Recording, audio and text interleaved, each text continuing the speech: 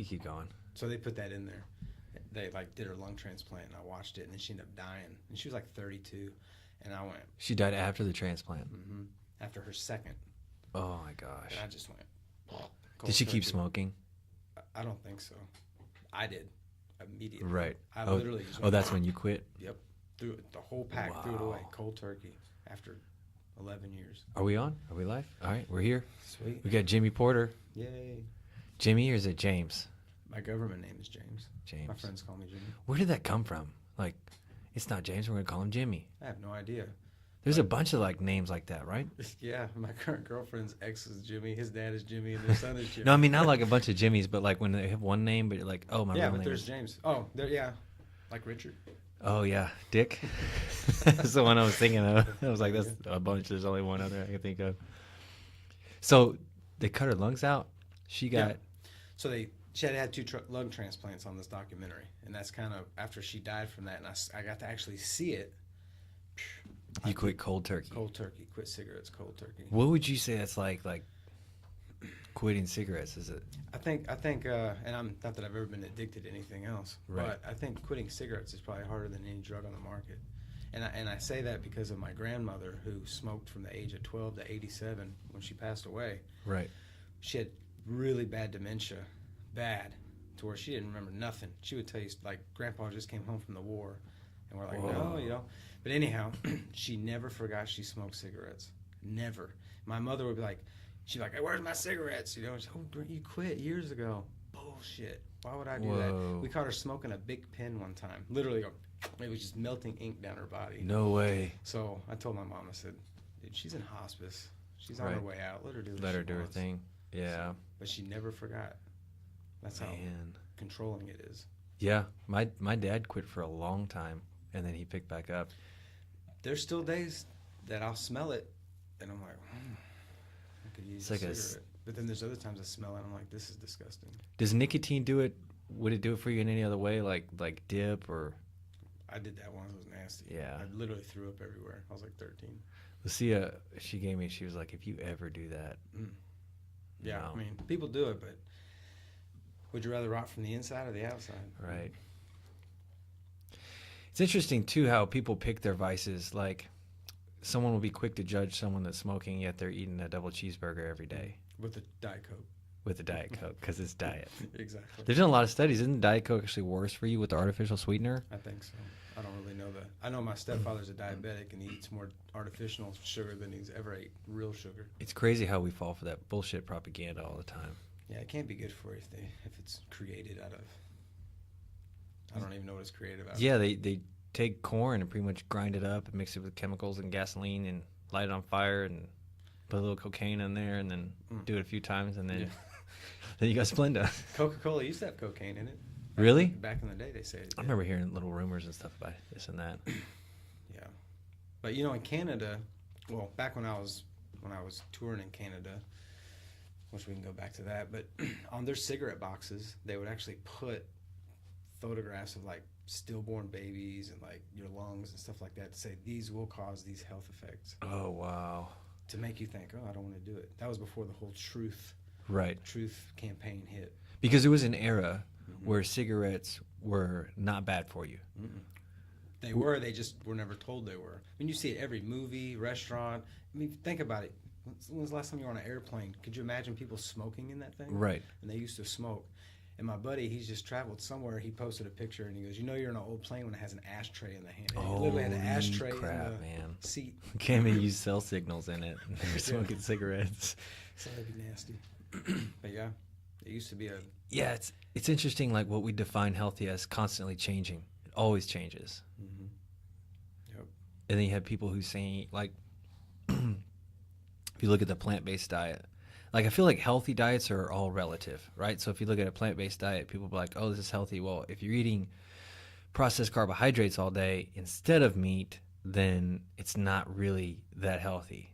But if you're eating factory farm meat all day, then that's not really that healthy. But is your plant-based diet healthier than the diet you are already eating? You know? I have no idea. Is smoking cigarettes better than smoking crack cocaine? Right. Yes, this is all relative in different terms. It is better, but maybe not in the long run. I don't know. Yeah, I think with diets, it's just everybody's different. You Yeah. know, people want to lose weight, but they don't want to put in the work. Oh yeah. You know. Oh yeah. Oh, he's telling you to stay close to the mic. Yes, sir. Sorry. You can bring it to you too. I'm Little scared. It'll fall off. His podcast, but on the cat. Oh. Try that. The mic looks like it's gonna fall, but Yeah. we'll slowly be upgrading our equipment over time. All right. Cool. So you toured. So you were saying you toured. You were a touring DJ. You were, right?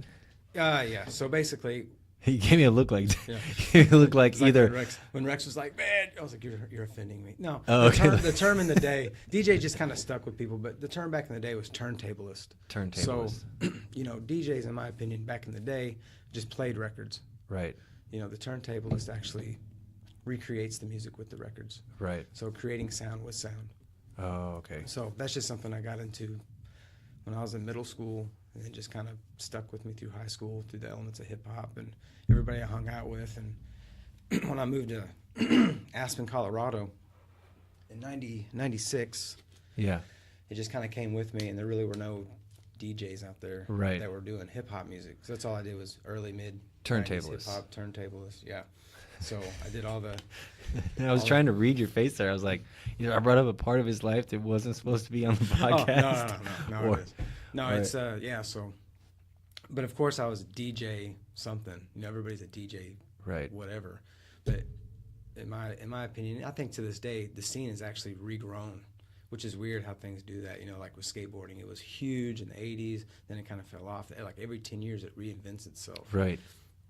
Turntablism right now is like going insane with the whole scratching aspect of it. It's way beyond my even thought process. I can't Really. even- yeah. So it's evolved a whole bunch. Huge. I mean, back in my day, all the sounds that you were creating with the record, like if you wanted to make it echo, you actually had to use the volume. Or if you made it want to do a certain thing, you had to actually manipulate the record in a certain way.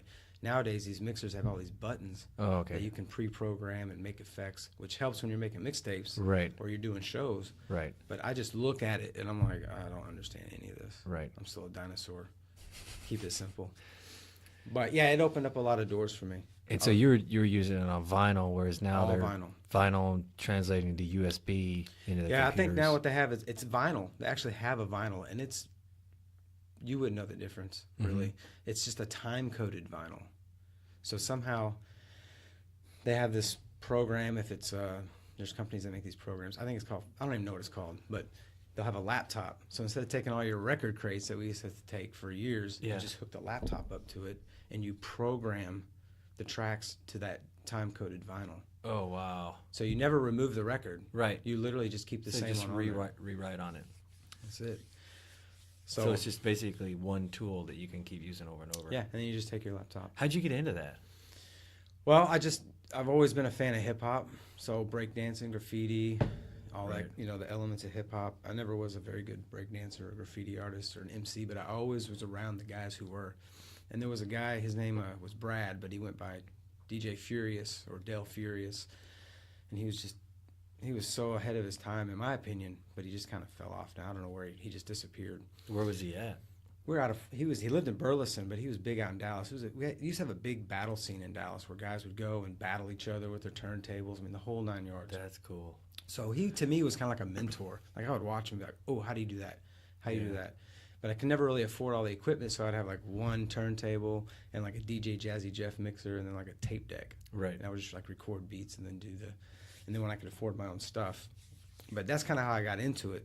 And then when I moved to Aspen, I saw there was no outlet for it, but people wanted to hear it. Yeah. So I started doing shows. I have nightly shows, gigs. I do all the snowboarding events that came into town. Oh wow. If it was movie premieres or before X Games was real big, he had Fuse, which is like a sports TV. They would come out. I would do like their contests and stuff like that. And it just kind of blew up from there. And I just started meeting people and got connections. And then I would go, like I toured with some groups. Like, you ever heard of the Far Side? I've heard of the dark side. Yeah, the Force. The No, Far no. Side. It was more, like I said, mid 90s, Oakland Bay, West Coast group. But Hip hop? yeah, hip hop. So I got to tour with them. And then all the shows that would come into Aspen. Yeah. I would do all the shows. And then I ended up, it's funny because people always say, why did you move from Aspen? Or why did you stop doing the DJ thing? Right. Because it also opened up, I did the Warp Tour. I did a tour called the Sprite Liquid Mix Tour, which is when, you know what And One is, the basketball guys? Yeah. It's when that was huge, like big. So they had a whole tour that they were like the sideshow. And they'd be out there. They were like the Harlem Globetrotters, but more new age, right? And more, it was all real. Right. You know. So they're actually playing real games? Oh, yeah. Okay. Because it started out, you know, the Rutgers Park out in New York. Rutgers Park is kind of where I think it all just started, where it began. Right. On top of many other NBA players. But so it just opened a lot of doors. But when I moved, I was like, what am I going to do in 10 years? Yeah. What am I going to be? I'm now in my mid-20s. I started thinking, like, am I going to have retirement and benefits and all that stuff? You started to get responsible. Yeah, even though I'm making a ton of money traveling, and they pay your per diem, they pay your travel, everything. Yeah. And all that. So they pay you to come out there, and then they take care of you while you're there. Everything. So it just made me think, oh, man, I just need to do something else. And when I left, I don't want to say there was a buddy of mine who's still a friend of mine. Haven't seen him in many years, but he's in Aspen now. He's been there when I was there. He kind of took it over, and what that guy's done, his name is Mike Nakagawa. It's amazing. He's literally made a life out of it, a career. He's done every Olympics since snowboarding was introduced to the Olympics. He's done every X Games. So he goes out of the country for the Olympics? Everywhere. Wow. Yeah, I'm pretty stoked about that. Let's just see how he just see what the potential was. But then I think last time I said, man, could you imagine if I never left? Son of a like, bitch. dang it, that could have been me. But he put in the work, man. Yeah. You know, he got the networking and right. So pretty stoked for him. So how long were you in Aspen? From 96 to 02, and then I moved to Denver for 1 year. Just because it was like I got to a point where I was taking a vacation from a vacation. Yeah. You know? Yeah. It's like I worked at a hotel there. It was a pretty fancy one, like a 5-star hotel. And it's like you would check these people in and they're like, oh, it's so beautiful. Yeah. You're just kind of like, yeah. Not when you see it every day. Yeah, when you see it every day. Right. I took it for granted. And that was in Aspen? You were doing that? Yeah, it was awesome. That's cool. So, Inglourious Bastards, I was getting back to it because I want to. When did you see that movie? Did you see it when it first came out? Yep. I think I watched it 2 or 3 times. I went to the theater. The guy that played the Jew hunter. Huh. I don't know the actor's name. Yeah, So look that shit up.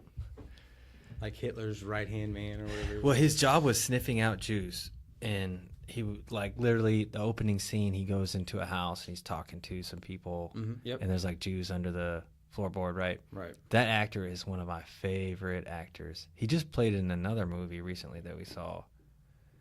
Oh man, I forgot what it was. But he started playing more and more movies. His name was Hans Landa in Inglourious Bastards, played by Christoph Waltz. What did he play in recently? He's been in quite He's a few got movies, that, but that was like he has a perfect personality type for that role. He's got that like just creepy. He can put on a face, you know what I mean? But he's acting as a guy who's acting almost. He can be fake. And I can't recall if he was in any other Quentin Tarantino film. Django. Oh, he was in Downsizing, the one we talked about in the last podcast. He was in Downsizing. Oh, okay. He's like importing illegal goods and downsizing to the little people. To the little people. Is that politically correct?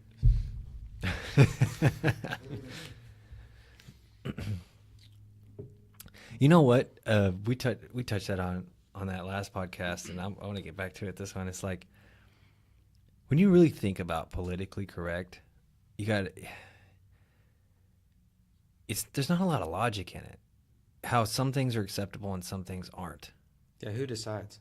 Yeah, who decides what's acceptable? And if something hurts your feelings, then it's not politically correct. Then you could literally make everything. Which is just like your last guest. It's like everybody's offended by something. Yeah, you everybody. know, and they want to make it known. And I don't know where that came from.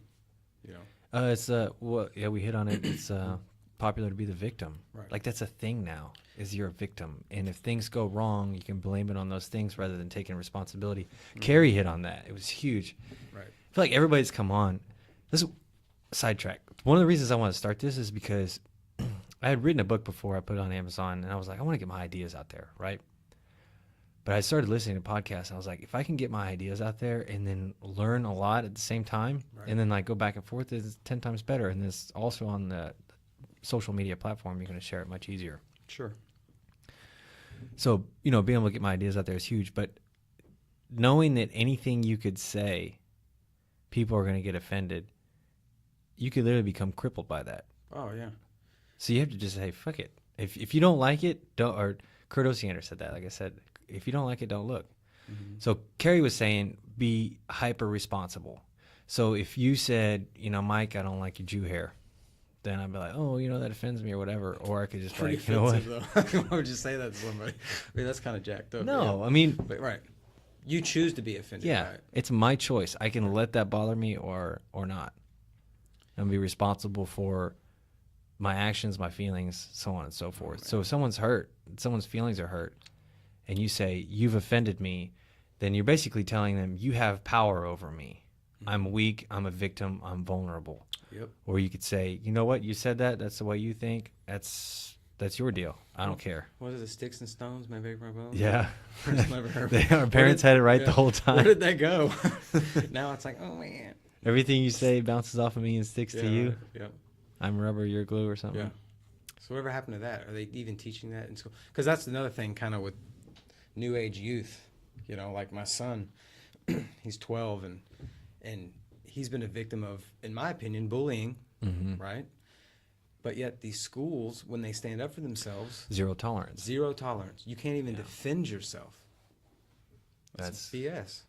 So, you know, it started in 4th grade where a kid was sitting in his assigned computer desk, and he's like, asked the kid 3 times nicely. mm-hmm. Kid wouldn't get out of his assigned seat. No. So he tells the teacher, oh, just go sit somewhere else. Mm-hmm. He was like, no. So he flipped the chair out from under his butt Yeah. and Right. sat in it. Right. And he got in trouble. So Right. I had to go to school. I said, well, the kid's bullying him. Yeah. What's next? Give me your lunch money. Give me your Yeah. pencils, whatever. No, I bet he don't take his chair again. Wow. And then this year, same incident, twice. He was actually physically assaulted and He defended himself clearly defended and himself. got in trouble. Sitting at the desk, kids behind him, boom, hitting him in the back with a book. Yeah. Tells him, stop, stop, stop. Finally, a kid hits him almost. He said, I saw lights. So he saw stars. Gets up, turns around, gets the kid kind of like a clinch behind his neck, Mm-hmm. and pushes his head to the desk until the teacher comes over there. Lets him go. Wow. Got in trouble. Dude. 2 weeks later. Did they both get in trouble? Well, yeah, but they won't tell you what the other kid did. Or they won't tell you what the other kid's discipline was. Right. But my kid got ISS, like in-school suspension, which he said he loved more than going to class. Yeah. I was like, oh, I don't want that. But anyways, and then like 2 weeks later, they're going into the classroom. His buddy pushes him. He bumps into this other kid, and he says he's sorry. Mm-hmm. Well, nothing happens. He walks by the kid's desk. Kid sucker punches him in the stomach, Man. right? So he, you know, pushes the kid, and the kid stands up, and Aiden puts him kind of like in a little headlock. Or no, I'm sorry, the kid puts Aiden in a headlock, but Aiden knows how to get out of headlocks. Right. So he just sits back and throws the kid on the ground, and he gets literally kicked out of school for the day.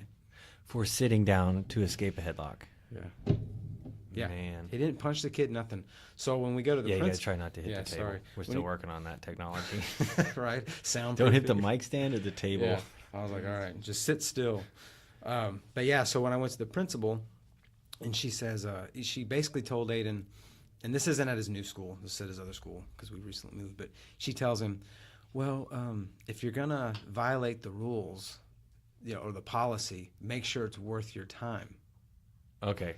Okay. So set an example. So she goes, so what does that mean? And he goes, next time I'll just punch him and break his nose. Yeah. And she's That's like, what well, that's that not what I'm means. saying. That's what it means to me. That's not the... That's what I said to her. Yeah. You just told him if you're gonna do it, do Yeah. it. Make the best Go of it. all out. This is going to be the same punishment. Yeah, because you're gonna get in trouble anyways. So now he has no problems with the school. I just think that's where the whole people are offended. And Yeah, this and it's that, and I told you we're raising cowards. Tom DeBlas put a quote about it, and I've seen the quote several times. He just recently posted it. It's either on his Facebook or Instagram, but the quote goes something like, civilized men can be impolite because of the society that we live in, whereas if it were savages living together, they get their head bashed in. Right. You know what I mean? The society that we live in has so many benefits. I know I can walk down the street and, not for sure, but most likely someone's not going to come and beat the hell out of me or shoot me or something. Sure.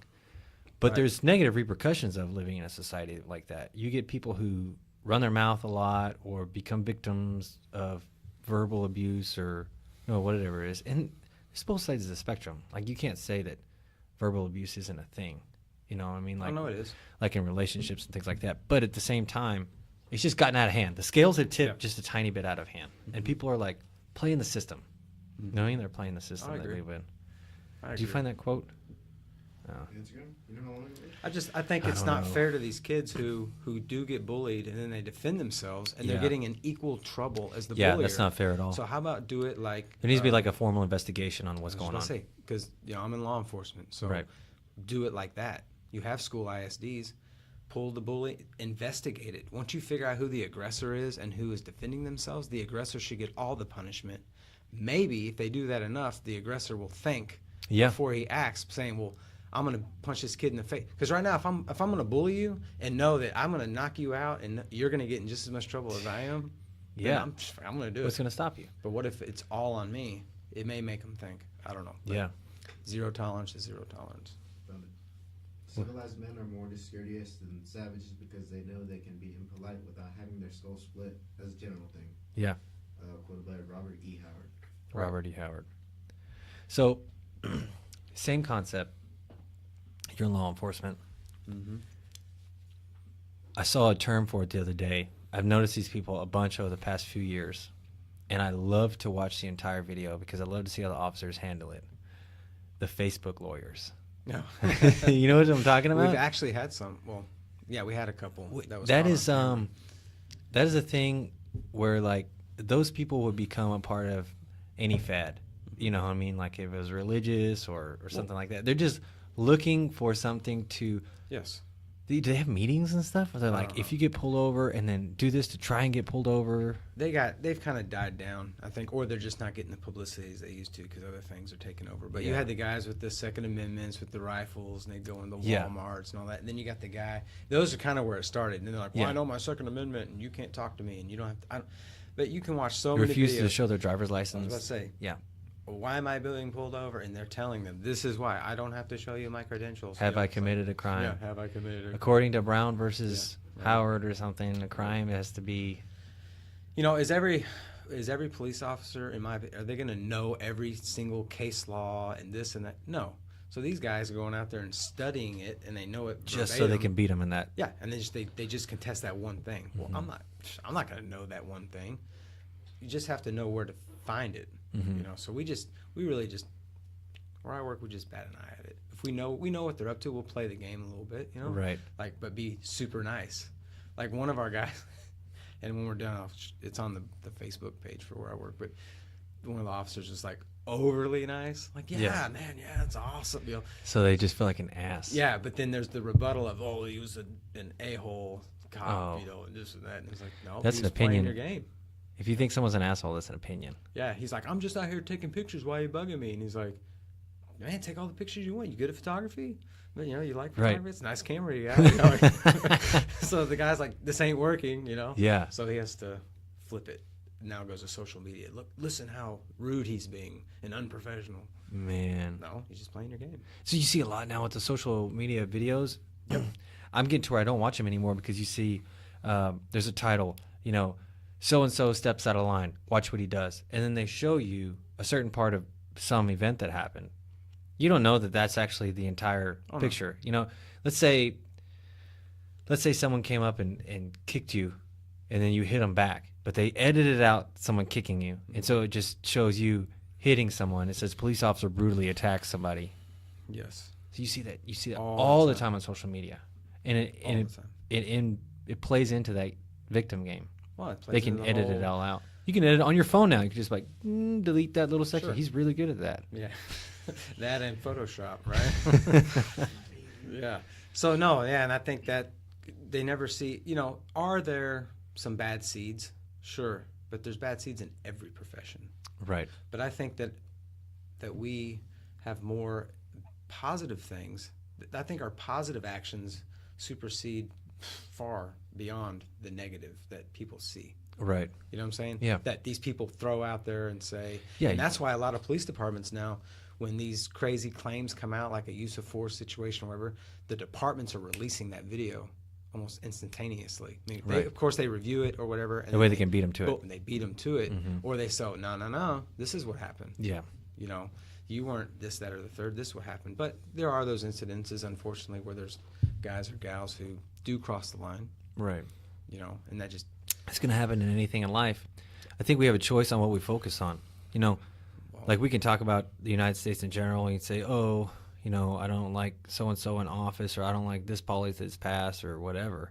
But if you look at the scales and the way they're tipped on the way we're living life in comparison to a lot of people who don't even have clean drinking water, people who can't go out without their face covered, otherwise they'll be beaten to death. right. You know, Oh, yeah. so it's like we have it way better, and you're going to spend 23 of your 24 hours a day focusing on the little things. Yeah, complaining, Well, being and the you see victim. those people, America sucks. Okay, well, then move somewhere else. Yeah, I mean, you have that choice. if it's that bad. You're an American. You have the right to go wherever you, wherever you want to go. A lot of them don't have that right. Yeah, a ton. Which is one thing I wish I had been able to do in my younger life is travel other countries to really see. Like, you know, I've been to Mexico, and I just remember one time doing like the buggy tour where you go off road and you see these kids in these villages that Yeah. literally have shorts on and they're dirty. Yep. And they're just like trying to sell these little things off a vine. I don't even know what they are. Right. And they're just like water. They're yelling for water. They ain't yelling for money. They're yelling for They want water. a bottle of water. Yeah, and you're just throwing them water, or they're raiding your buggy when you're on the beach, soaking up the sand, and they're stealing all your Yeah. water, you know?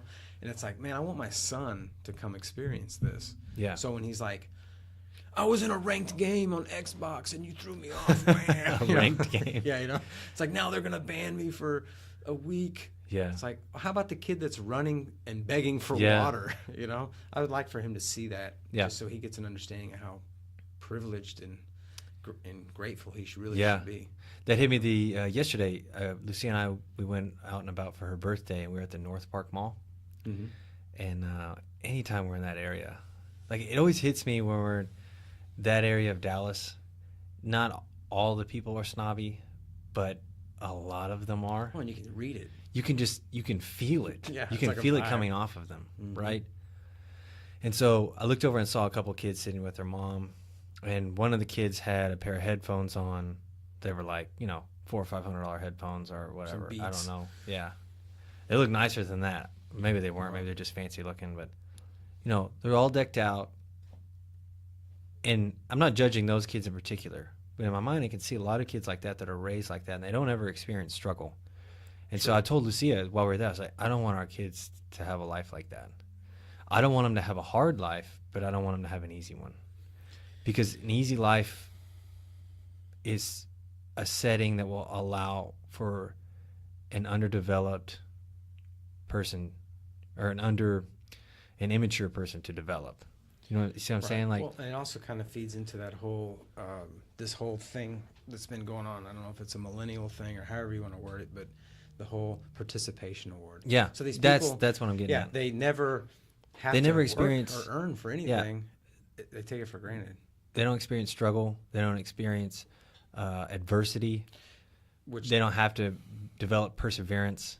to me, it's kind of like this: if you have a child who stays at home, single kid, never goes to daycare, never goes to a public school, never goes to anything, Mhm. then I think ultimately they could have social issues socially because they never had to experience adversity or different people or sharing When or something anything. hard happens, they're gonna crumble. Right. It's gonna break them, Right. like fully. So it's like I made sure my kid was going, but I also came from both my parents together made like maybe 30,000 a year Right. joint, Right. you know. I was the same way. So it's like I came up in the struggle.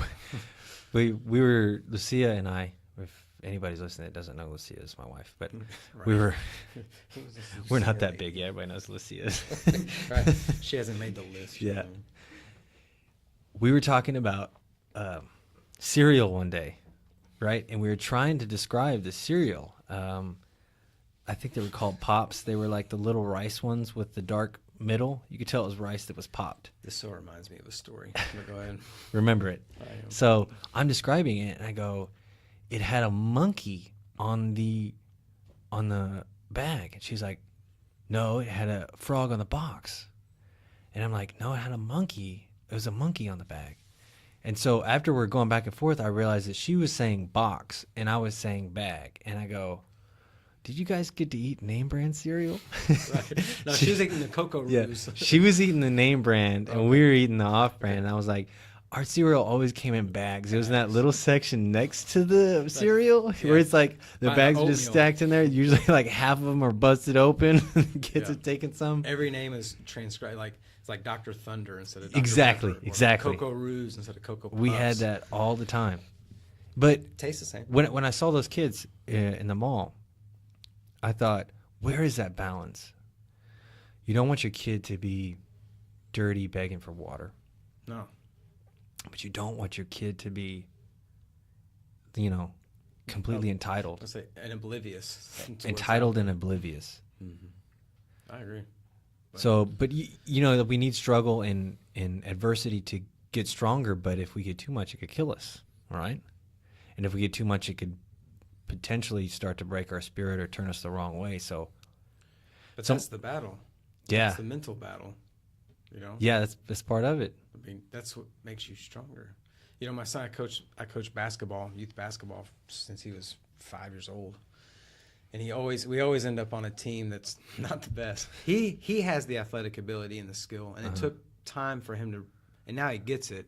But to be like, this kid sucks. Why is he on our team? And it's like, so now as he's older and he's starting to get that competitive drive, he now sees like those opportunities where he should have like worked more as a team, like help him get stronger in his weaknesses, because eventually it's going to help you get stronger in your weaknesses. Because that's the thing about a team.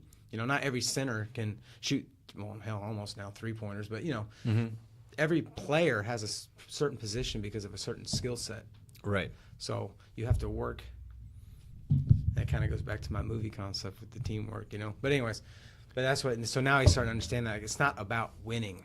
Like, it feels great to win, but like I would always tell my teams, like, if you win all the time, you never experience what it's like to lose. Then you lose the feeling of winning. Right, you become numb to it. Yeah, because you're always winning. Yeah. So, but then once you lose, it pushes you to think, oh man, I want to win. Like, I forgot how good it felt to win because I'm losing all the time. So, I think that happened to Ronda Rousey, man. I think it broke her completely. When she lost. Oh, kill it. Her last fight, did she even fight?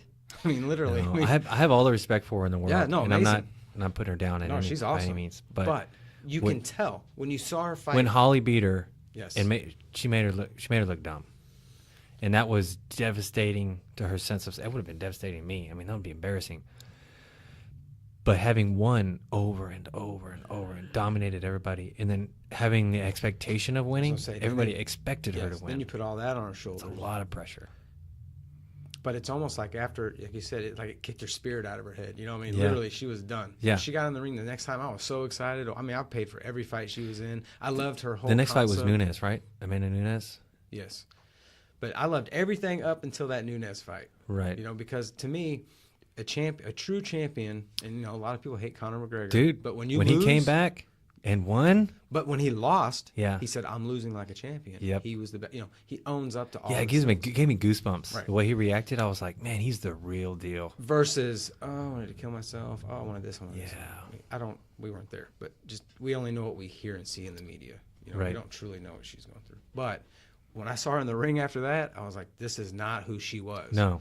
And it was almost like, did the coaches even tell her what because it's like she was, charging a boxer or just whatever. Yeah, she was doing. boxing a boxer, and we could get into that bad idea. But I agree with you. Yeah. Struggle makes people stronger, man. Absolutely. So you got some crazy stories. Yeah. You had a crazy life. Yeah, what's funny is now it's kind of fizzled out, but people from my past, like my youth, when they're like, find out I'm a cop, right? They're like, you're a what? Because they know my past. Not that it's bad, but just you just didn't have complete different spectrum, right? And then on the flip side of it, people that I don't really know that well, they're like, you used to do what? That's what I remember saying. Yeah. Right. It's like, what? Like, that's because I think people see police officers, sometimes they think, ooh, straight laced, ooh, this, ooh, that, ooh, you know what I'm saying? Right. And it's like I was telling you after class that one day, like, when I'm home, I'm not a cop. Yeah. You know, So a lot of me. people don't realize. Yeah, I'm Jimmy. I'm a normal dude. I think all of my past experiences have made me better at what I do now, especially with communicating with, society and youth, Right. and all that stuff, because I can connect. I can speak their language. It's weird. These other cops, they're all super, like, I'm like talking to these guys, like, hey man, like, be 100 with me, like, da-da-da. Yeah. And the other guy's like, what the hell is he talking about? You know, what are you talking about? Yeah, right. Look at these jibber jabber. But I can connect, and that's when Yeah. I was a detective for close to 7 years, and I'd get these guys on the other end of the, I'd be interrogating them. Yeah. And it's from the beginning, it's like F you, we've had the F cops, this, that. I'm not talking, but at the end, not only did I get what I needed, they're like, you're the coolest, experience we've ever had. And that's really one thing I hope people see is, you may have a negative experience with one officer, some other city or whatever, but for where I work, we don't have anybody that like that, you know what I'm saying? Yeah. But at least it gave them a positive outlook. What was the question you asked me? I said you had a lot of crazy life experiences. Yeah. But I get what you're saying, man. I think. Oh, okay. So that's why I say the people from my past are like, you do what? And people from my future are like, wow. They hear I did turntables and toured the country and met all these celebrities. When I lived in Aspen, I worked for a hotel that was pretty fancy, like I had mentioned earlier, and they would always have like festivals all the time, jazz fest, wine fest. So I got to meet comedy fest. So there were a lot of celebrities that I got to meet, that like B.B. King and James Brown and Stevie Wonder, and I was just like, whoa, like, in the jazz world. They're all coming to that hotel. Yeah. And you were the bellboy. Yeah. And then, you had your comedy fest. So the biggest year we had was like Cedric the Entertainer, Bernie Mac, who's deceased now, Dave Chappelle, all the In Living Color cast. I mean, it was just like everybody was at this hotel. Man. And I was at home. I lived with 4 other guys, and we were sitting there, and the phone rang, because we don't have cell phones. The home phone rang? Yeah, the home phone. You still see forms with that nowadays. You're like, I'm gonna X that out. Yeah, or you see a payphone, you're like, what the hell is that? The kids, my son was like, what is that phone? And I was like, who does that call? I was like, whoever you want. He's like, got a quarter? Yeah. What's a quarter? Yeah, what's a quarter? I was like, Does it take debit card? But I got a phone call from one of the guys that worked at the hotel, and he was like, hey man, I know you have some roommates that like to smoke weed or whatever. And I was like, okay, yeah, a couple of them do, And he's like, which is funny, because my whole Colorado experience was like this. Face cover. Straight up ninja. Right. I mean, it was like, people would laugh at me like, why are you always got your ninja mask on? I'm like, because I don't like the smell, But Right. anyways, so he says, Dave Chappelle is here, and he wants to come hang out. And we're like, I'm like, man, whatever. Now, back then, this was probably 98, 97, 98, probably 98. And so he had no Dave Chappelle show. Right. At all. He was just a stand-up comedian. That started early 2000s? Yeah. The show, I think, it was after this. I think this kind of, a couple years after this, then it just took off. But so he's like, yeah, Dave Chappelle. He had the movie 200 Cigarettes and Half Baked. Those are the only 2 movies that I could recall at the time. Half Baked was good. Oh, it's hilarious. So, and then, Jim Brewer is the guy who plays the man, with the Grateful Dead, whatever. That's Jim Brewer. Okay. Right? He's the guy we were talking about, the Goat Boy. Yes. Who you never heard of. Yeah. Which is crazy. I'm 8 years behind you, I think. know. I hate that. It's like I'll tell people, like, because people don't think I'm as old as I am. So No. when I talk to them, like, we were training with somebody, and they were like in their 40s, and I thought they were in their 50s, and I was like, I hope I don't look like this. But it was at another school. But anyways, so I said, well, man, he's not up there. They're like, dude, for real, he wants to come over and hang out. So we pull up, and sure enough, there he is. And he gets in the car with I think it was his hairstylist / manager dude, whatever. And they came and hung out. And so I'm living with 3 other turntablists. So when you come upstairs, it was a condo right right by Aspen Mountain. Yeah. It was 3 stories. I paid like $850 for my room. It was like a $4,000 room. What? Yeah, it was crazy. In the 90s? Yeah, and it wasn't even that lavish. You know what I'm saying? It was like some beat up townhome style. And you're paying for that with all the tips you're getting from carrying bags. Oh, yeah. The money was stupid. Yeah, the money was stupid. like I made more money. As a bellboy. Oh man, ridiculous. So he shows up and he walks upstairs. And we've got all our turntables set out. So we have like 4 sets of turntables because we would all go off each other, kind of like a band. You know, one guy would do the drumming, one guy would do the scratching. Oh, okay. So we would create music with music, like I said. And a buddy who lived with mine, Travis, and another buddy of mine, Arnold, who's, I don't know, you never said you heard of Erykah Badu, but he's actually one of her bandmates. He's her DJ. He travels the world with her. Awesome dude. He just moved to L.A. So we all lived there. And so he comes upstairs and he's like, what? Like, sees all these turntables and then realizes, like, we're into hip-hop and that's all we're into. All the same hip-hop that he's into. So I made him some mixtapes. He hung out. He hung out with my roommates, you know. Here's my mixtape, man. Yeah. Remember me after the Chappelle show. It was kind of, you know, what's funny is it was actually in the elevator. Because, you know, he came over for the whole week. Yeah. He was there every day. So was he doing shows at night? Yeah, so there were shows he had to, you know, there was, so basically when he came over, we kept wondering, like, why would he want to come over here? I mean, he was having fun with the roommates, but at the same time. That was the initial motive. Yeah, he was telling us, like, he wasn't into the Hollywood. That's his thing, yeah. Right, he was like, and that was then. Yeah. You know, he was like, I don't like the whole thing. I just want to do my thing. So when he quit, you know, the whole Comedy Central thing, and everybody's like, he's crazy, he's stupid. He turned down $50 million contract. It took me back to that day or that week. I remember that when he said he didn't want to be there. Yeah, because he styled us out, man. He like gave us backstage to his show, and he opened up for Janine Garofalo. He gave us backstage to that. We had right towards the front row. He like introduced us to his skit. Wow. Because his whole skit was about how, because there really were no blacks in Aspen. Right. So his whole skit was he felt like he founded it. And he was like, I wish we were in February, like the Black History Month or whatever, you know. And he was just talking about, you know, he skis in his Adidas. And what was the thing with the Bigfoot? yeah, well, I don't like to say the word, but he was saying like, yeah, I'm walking through the street. Oh, you just sub it for another word. Yeah, I'm walking through the street, and all these tourists are like going, hey, hey, hey, you know, and I turn around and I see Bigfoot. And I'm like, oh, damn, it's Bigfoot. And they're like, hey, hey, hey. He sounded like him. You hear it? He sounded like and the kid or whatever, little Timmy or whatever, comes up and grabs me and goes, hey, take a picture of me with this, you know, N-word. And they're like, they're more worried about me than the Bigfoot that's running through the woods, you know? So it was just like, that was his whole skit, you know, and that he skied in Adidas, and then he was like, the only thing I got to real ends is these white boys that I go to their house, and they got, you know, they're snowboarders, and they're crazy as shit, and they do hip hop and all this stuff. So, but it was kind of funny because, like you said, with the mixtape, it was one of those deals where he was in the elevator with his wife, who's still his wife to today, and I think they had a little baby. But I was like, hey man, here's a mixtape, you know. Yeah. So, but it was cool. I mean, he was super humble, super awesome. He put us into in living color. So there was like it's like an interview. They did it every year. Like one year it was like The Simpsons. So they had the whole cast on the stage, and they would like live do The Simpsons, right, without the animation. Oh, well, in living color, it was like the reunion interview, and it was like Carson Daly, and that's when he was with like Tara Reid.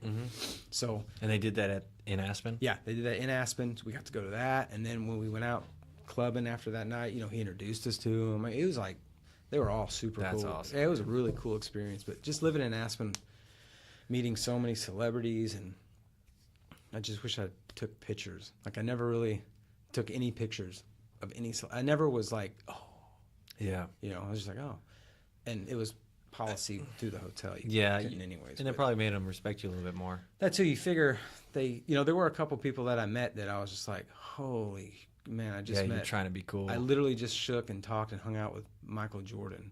Like to me, it was huge. You know, yeah, even Stevie Wonder and you know James Brown. But then I checked in other people where I was like, man, that dude was a dick. Yeah. You know, like wow, like. I feel like a peon right now. Right. You know, and I had met somebody who I really looked up to, Russell Simmons, and I after that day, I was let down. Way let down. Because the other thing cool is Will Smith every year used to do a Christmas party at our hotel. So you're saying there's not many black people there, but you've named like 10 black people. Transient. Okay. No, there were 2. My buddy Doc, we'll call him Doc 1. He's in Denver right now. He's an MC producer. Him and a guy named Othello, who still lives there, was pretty much it.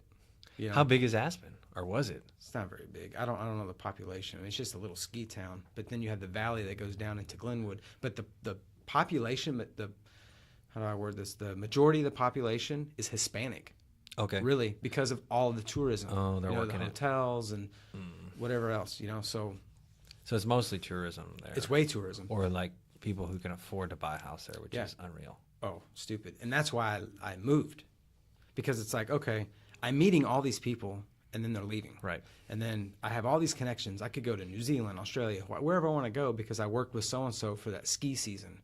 And then if you're looking at a relationship, forget about it, because the guy to girl ratio then was like 7 guys to 1 girl. Oh. So you meet a girl, the girl walks into the bar and it's like sharks, just Yeah. Or you meet her and she's like, oh yeah, I dated Bill, Ted, and Tom, and you're like, oh, should I know Bill, Ted, and Tom, right? Yeah. It's like, so it's really, that was hard, and I was just like, man, I was getting in my late 20s. I mean, I lived all my 20s in Colorado. Zero That's cool, regrets. man. Made some great relationships. Still have friends there today that ride.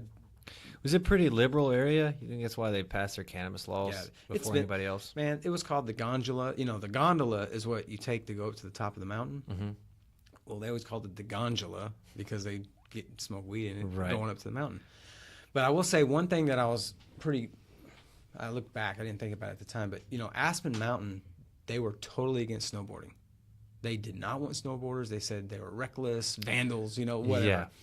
But I actually got to live there when they opened it to snowboarders. Like, okay, we're going to give it a chance, and I actually got to ride like the first day it was ever open to snowboarders, which is kind of historical if you think about Wow. it, how society kind of starts to accept certain things. Yeah. So I was like, wow, that was pretty cool. I was thinking back the other day. I was like, oh, I forgot about that moment. It makes you wonder how much we're going to accept in the future from now than we did before. Like we do that with all kinds of, dude, there's still people, like we live in an area where cannabis is illegal, right? Obviously it's legal there, but there's still people in prison now. Oh, there's a documentary. Did you watch it? Is it called 13 or something? It's on Netflix. That's about that suicidal kid, right? 13? No. 13 Reasons? No, It's a different one? You'll see it. It's like a black and white American flag, I think, and it's Yeah. like a guy kind of moving. I haven't watched it yet, but I was told to watch it. But it's literally about that, how you have people still in prison for committing crimes that people are getting probation for now. Like they've been in jail for 20 years, but this guy just did the same thing and he's got probation. But he's still in jail. That's Like, it's equally scary as it is sad, man. yeah. So, but, then there was a show out in Florida. I guess in Florida, there were like teens that go to prison for life for committing offenses. Oh my gosh. I So- saw something about that. And it's like, can you really charge these 13-year-olds who killed somebody? Do they really have the mental capability or culpability to understand Right. what they really did to prove their Yeah, it's this knowledge or weird intent? position. And can you let them run free and hope they don't do it again? Or I'm a firm believer that everybody has the ability to change. Absolutely. Everybody. Yeah. I judge nobody. And that's what's funny is on the streets, you'll be talking to a person and they're like, oh, I know my background. You looked me up. And I'm like, honestly, I don't even know who you are. But even if I did look you up, it may put some cautions in my head. Like, okay, he's been involved in a lot of weapons, right? Well, I should be cautious. But I'm not judging you as a person because you have the ability to change. The question is, do you have the want to change? Wow, that's admirable. It's like, do you want to change? And that's when every time I'd interview somebody, I say, look, because it's cat and mouse game, right? Yeah. You're trying to. My ex-partner, she was awesome with this. She was such a good interrogator, but she would put a dot in the center of the paper, and she drew a big circle around it, and she'd say, okay, this is the truth, and this is where we're at, and we're starting to get closer and closer. She goes, let's just cut all the bullshit and go straight to the truth, right? Right. And I've used that so many times. So she would give them something to look at so they Yeah, could we'd listen to understand. their BS, and then we were like, okay, we're getting closer, but let's just. And I would always say, look, here's the thing: regardless of what happens today, you're going to jail, right? For what you did, you're going to jail. Nothing's Right, going to change right. that. So this is your opportunity, in a weird way. It seems weird, but to help yourself out. I'm the guy who's writing your report. So, with that being said, do you want to look like you made a bad choice? Great people make bad decisions all the time. That's what yeah. I tell them. Oh, yeah. When you go to court, when you go to trial and you have a jury, do you want them to see you as the guy who was cooperative, who, I shouldn't have done it, but, I had to, I had to steal all these diapers because we Right. can't afford, right? Or do you want to look like a guy who doesn't give a shit? He's like, I stole it because I want to steal it. Stole it. Yeah. That's really what that Trying to whole- get them to cut their losses. Yeah, it's not about me going, oh, I got the answers I need. You're going to prison. Yeah. Because honestly, when I take people to jail, it's like I don't like taking people to jail. I'm like, No. damn, I don't want to be in there, you know. Yeah. But at the same time, they have to pay the consequences for their actions. Right. It's a form of discipline. Yeah, that's admirable, man. It's like for anybody just to hear that, because it seems to be it's black or white. There's no gray. There's like all cops are good or all cops are bad, and It's not the case. Unfortunately, one bad incident, and that officer, whatever that incident may be, is probably a great good person, just made the wrong choice, and then it just gets flipped and spun, and especially with the whole use of force stuff, and Right. which I feel blessed that I get to actually instruct use of force for our department and incorporate jiu-jitsu into that program. And it's like, I tell them, you have to draw a line, right? We can't just go back and forth with somebody. At some point, we have to take an action. Mm-hmm. So my philosophy is you ask them, you tell them, and then you make them. So it's, sir or ma'am, could you do this for me? Do this for me. If they're like doing anything other than what you're asking them to do, Yeah. it's like, you're going to do this and you're going to do it now. And if they do anything other than you that, gotta make them. you make them within Right. reason, Right. clearly. But because what that does is, do you know what an OODA loop is? I've heard the phrase. It's the thought. So OODA is you observe, you orientate Oh, it, you know what? You decide, and then you act on your decision. That's how your Firearms brain- instructor told me that. Same concept, right? That's where I heard it. So these guys are thinking, or gals, when you're talking to them, their OODA's going, I'm going to run, I'm going to fight, I'm going to whatever. So that's why one of the biggest benefits to a flashbang in a tactical situation is this guy or gal's in the house and they're set up and they're like, I'm going to do this. And you throw that flashbang and it goes OODA bang. And yep, their OODA goes boom because they're thinking, Yeah. oh, hell, what was that? Oh, squirrel. Right. And that's your point Of entry. yes. Yeah. So that's what these people are doing. So you can't let them develop a plan. Yeah, you can't give them enough time. Yeah, because you're Ask, hurting yourself. tell, make. That's tell make. So, but you see these videos, and I've seen some videos where it's just like, come on, please, please. And at the end of the video, it ends up being like a full-blown brawl, Yeah. or a fight, or Because they were prepared. They're analyzing. And I think if more on that topic, if there were more, because have you seen the video where the officer gets in a fight with the firefighter who got married? I guess it was his wedding.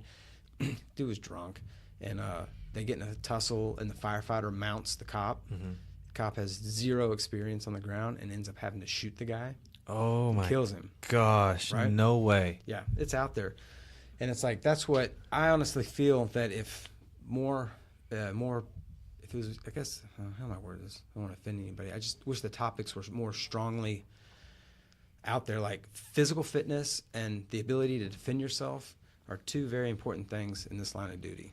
Right? Absolutely. I think it should be And it very, has to very be high equal. requirements. It's like diet and exercise, right? I may be really skilled in a form of martial arts, but I am so out of shape that I Right. couldn't even utilize it. You can't apply right? it. So you might have the knowledge, but no Right. application. So if you have that ability, you're less likely to shoot somebody because you Right. don't feel that exhaustion or that fatigue. Or the other way, if you have the application but you don't have the knowledge, let's say you can do CrossFit, Right. session back to back. Yeah, but you can do all these burpees and box jumps and all that. Yeah, But you don't know how to get out of mount. No, you go to the Buffalo Wild Wings or whatever where they're having a UFC fight and it goes haywire and you get Some the guy dude's that walks been- out with cauliflower ear and you try to What are you wrestle gonna do? with him. Right. Well, even somebody who has a little bit of Or knowledge. just, well, and that's the other scary thing. Back in the day, what was it? No fear.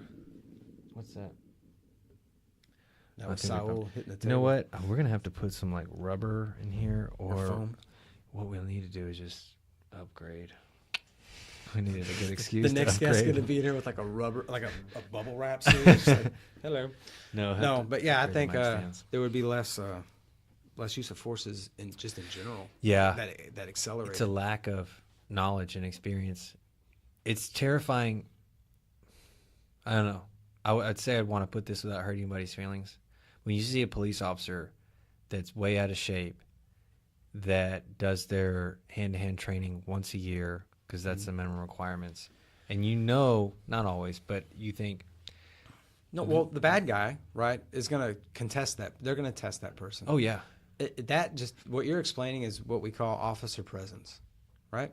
So your presence, like if you roll up to the scene, in my opinion, if your car's dirty, trashed out, and you walk up and you got freaking salsa and cheese sauce on your Right. uniform, and you just look like a slob, Yeah. they're not going to take you very seriously. You know, I have a guy that I work with that just his presence in general, they're like, oh shit, okay. He don't even have to talk. They Yeah. just, Yeah. you know, they lit. So it's because they're thinking, oh man, that guy's can handle business, right? Yeah. Versus the slob, they're gonna be like, man, I gotta run this dude. Yep, You know, no I can problem. Run him, no problem. That's kind of where. And there's more to it than that. Like you have a big responsibility as an officer, not only to yourself but to everyone around you.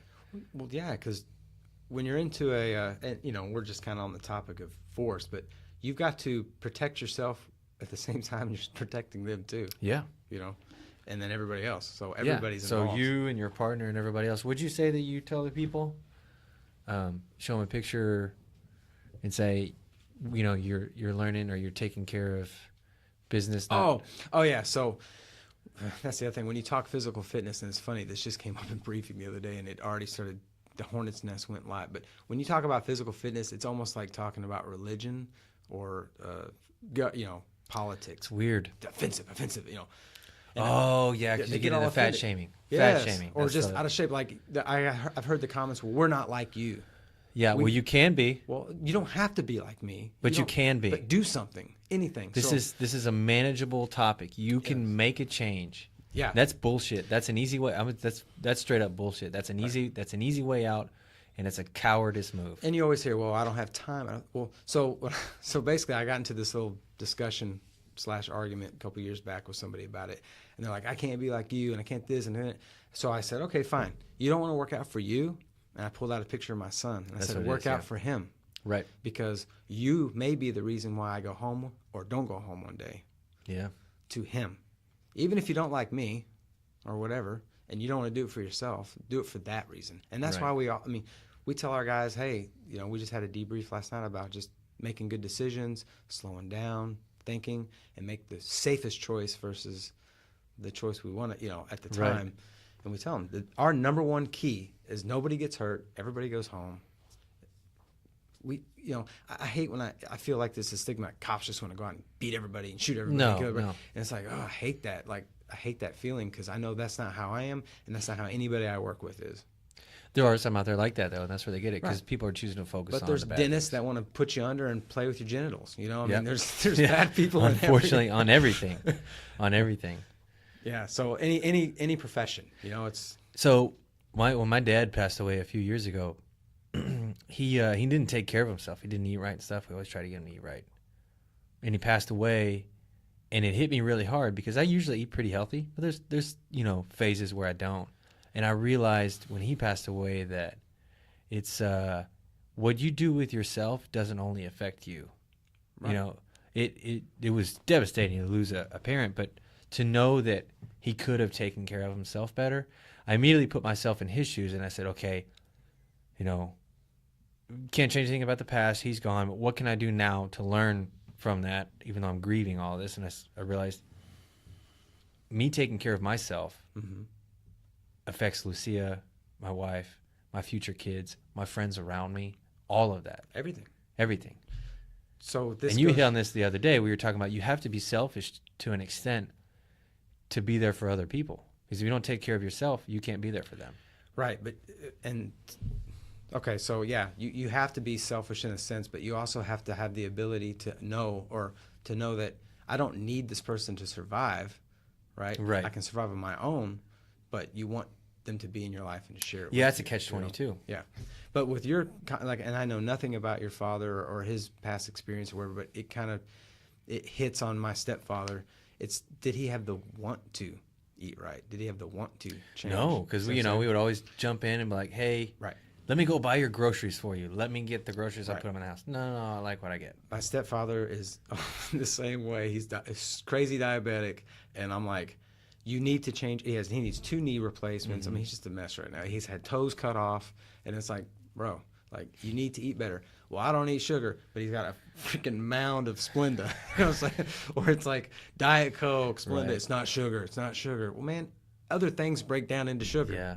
You know, it's not just sugar. I don't want to change. Right. He's got neuropathy so bad he has to get special shoes. I mean, it's just like, and I hate that for him because he's kind of hard headed. Like, I've lived my life. I'm like, you're Yeah. like 65, bro. Like, you still have a lot of Yeah. years to You go. should be living another 25 years. And for my son, Right. for your grandkids, for, you know. And they either people don't choose to see it that way, or they just don't see it. Because I didn't see it until I saw my dad wither away, and it hit me after he passed away. I said, "Holy shit! It's not just about me. It's not just about me being in shape so I can look good and feel good about myself. It's about me being in shape so I can be healthy and to continue to not just be there or provide or anything like that, but just be in someone's life, because it's devastating to lose somebody." Well, I've only lost one person in my entire life. He was my best friend, my brother, and he committed suicide back when we were 20, 21. And, but yeah, I haven't lost, I lost my grandfather. He was really close to me. Is it your actual brother or just your best friend? He was my best But he friend. was like I've your never, brother. and to this day, I've never had a friend like that. Like best friend. Right. You know what I'm saying? Like, he's that guy who would have been with me through all my years in Aspen and all my, you know what I'm saying? Because we were inseparable from the age of 13. I'm still very close to his parents. I mean, I was his pallbearer. I was his dad's pallbearer about 5 years ago. His mom's up there. You know, I'm gonna go visit her here soon. But anyhow, yeah. So I haven't really had to experience the loss of my mom. Right. Or so I'm dreading that, but it'll happen. Yeah, it's we got to death from all of that. If you're not in shape, you will fucking die. Well, yeah. And what was the term I was thinking? We were talking about that, and I had something in my brain, but it disappeared. Yeah, with death and all the black curtains. Well, we'll have to upgrade that eventually too. We're gonna dim the camera so it'll look real hot. You know, turn those lights on over there. We'll make them real dim. But yeah, so I can't remember what it was. you would think that they would have more in place for officers, but it's like I said, it's inspiring to see you pointing out so many positive aspects of it. There are. One thing I tell these people, and I've said it before, is, whatever you do, if it's fitness, I philosophize as training, right? I train today to do what others cannot do tomorrow. That is my whole mindset.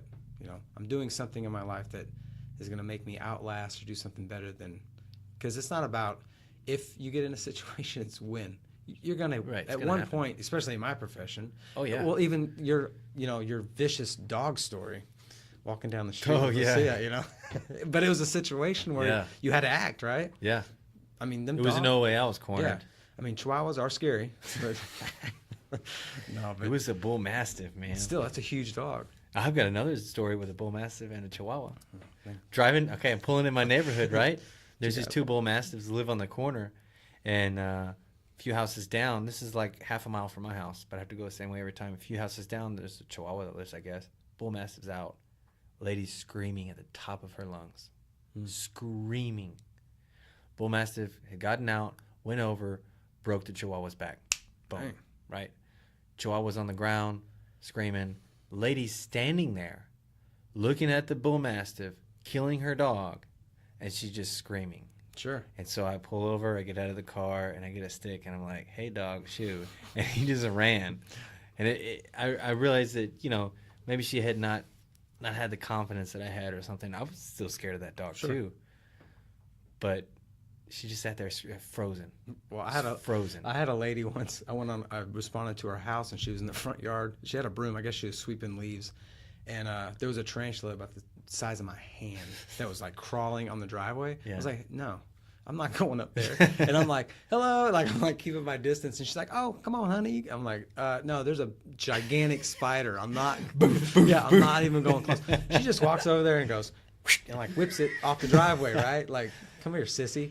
So I'm like, okay. So I walk up to her, and this Chihuahua, it's funny because they're small dogs, comes running out of nowhere. She loses her shit, freaks out, and runs in the house and barricades herself. Oh, my gosh. And I'm like, what the? It's funny how everybody has their thing they're scared of. You just dominated this giant spider. To you, it's a giant spider. Oh, dude, it was that big. But yeah, I've almost been shot in the back. I mean, we walk in the backyard of a house, and there would be a spider web. And then I'm like, oh, shit, sorry. It's a spider. But I have a good spider story. That's why I'm so scared of them. I was mowing the yard when I was a kid, and I went into the corner, and there was a little thin web, and it was a tomato spider. Those things are huge. Yeah, the yellow and black ones? No, that's a banana spider. He knows all the spiders. Yeah, and the yellow and black ones, they look like they have 4 legs, but then they go, and they have 4 more. Oh. It's terrifying. But anyway. They do that. Yes. So the tomato or garden spider has a big body, a small head and legs. Anyway, it came up on this damn web and went right on my face like Alien. Oh, God. And I jumped off, cut my shoe off under the riding lawnmower. And you almost were a cut my kid? Yes. And I ran in the house, and I was butt naked for Yeah. about 2 hours. And like I looked like Pookie in the chicken shack. You know, like, Yeah, yeah. it's on me, it's on me, it's on me, right? And my mom was like, Yeah. it is not on you. Like, where is it? And your ass You got crack. PTSD. That's what that is. Tripping. When I was younger, we went to Turner Falls. You ever been to Turner Yep. Falls? We're in the caves, and my stepdad's like, don't turn on the flashlight, right? So I'm like, okay, don't do it. Click. And the whole ceiling was breathing of Daddy Longlegs. Oh, my God. And I lost it. I like started losing my vision. And I like, literally, I ain't lying. Yes. And I dove through the hole. Yeah. And I slit my back from my damn shoulders to my ass. And that was before the lawnmower one. Dude. Yes. Which, that was before it? No, I was after. Okay. Yeah, so, but I was just to this day. So that fear is sealed in your amygdala. It's not coming out. Dude, I went to a house not too long ago, and these people, I'll call, and she had like 8 aquariums, and they all had tarantulas in them. And I was like, oh, shit. Yeah, act Trying cool. to play cool. I'm tough, you know? So I You've asked. said it verbally. Yeah. I'm tough. Yeah, and the guy's like, excuse me? I'm like, oh, nothing. So I said, why in the hell do we have all these spiders? And then the paramedic's like, hey, I think this one ate the other one. And I'm like, oh my God. So I said, why do we have all these tarantulas? And the son goes, well, she's overcoming her fear. And then I said, by seeing them all the time, does she play with them? And he goes, no. And then it took me back to when I was even younger, spent the night at a friend's house, and he collected tarantulas. Like Live or wild. dead? Wild. No, he'd go catch he'd them go catch and 'em? put them in an aquarium. Well, one night, I spent the night over there, and I woke up in the middle of the night with this freaking tarantula on my Some chest. Home Alone shit, man. Yeah, I was sitting like this, breathing like. And I How come literally- he's always breathing in his fears? Oh, they are. It's like, He's turning red right now. dude, Shit. terrified. I'm glad it's a monkey, not a spider. Just don't look up because you might see one. I already know what's gonna happen. You fools! I'm gonna go to the mat. No. and you're gonna I won't do it. You're gonna put a I plastic won't do it. spider in my gi. You know? Lucia's terrified of snakes. Apparently, when she was younger, one of her brothers killed one and brought it up, and it didn't have a head. He'd cut it off, and it was still moving, and it freaked her out. The idea of that freaked her out. No, So she's scared of snakes now. I can Like do snakes. she's scared of snakes now more so, or just as much as you are of spiders. Oh, I'm terrified. I caught a grass snake, the little gray ones, at the house, and I came inside and I showed her. Dude, she didn't move. Just tear comes straight down her eye. Well, that's the thing. I couldn't breathe. I was literally frozen in time. I was like, and I just went like this, pow, and then like ran out of the house, like into the front yard. And the kid's like, "What are you doing?" And he's like, sitting there, Flight like, or freeze, right? he's like petting it, like, you know. I was like, "Oh man, you guys are crazy."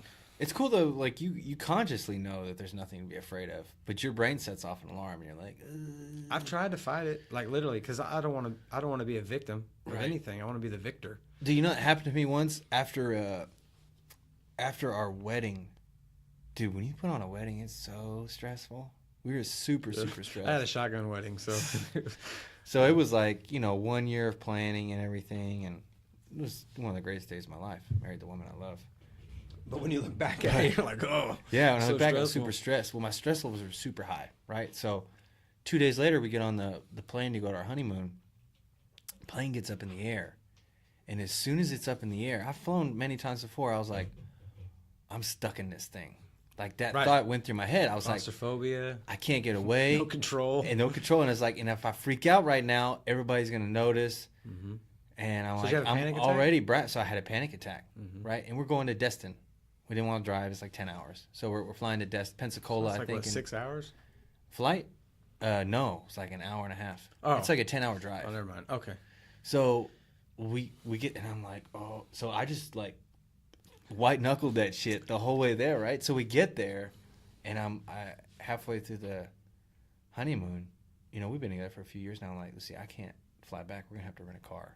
We're gonna have to drive back. I can't fly back right now. Wow. I had a panic attack on the plane. I know that when I get on it again, I'm gonna have another panic attack. Mm-hmm. So you drove back?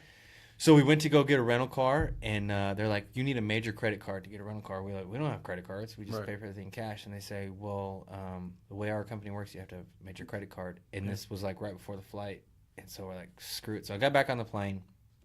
My brain freaks out again. I imagine like yours is freaking out with the spider, Spider. right? It just like its brain's like, "No, you're gonna die. You're Right. gonna die." Yeah, don't watch Final Destination before you get on the plane.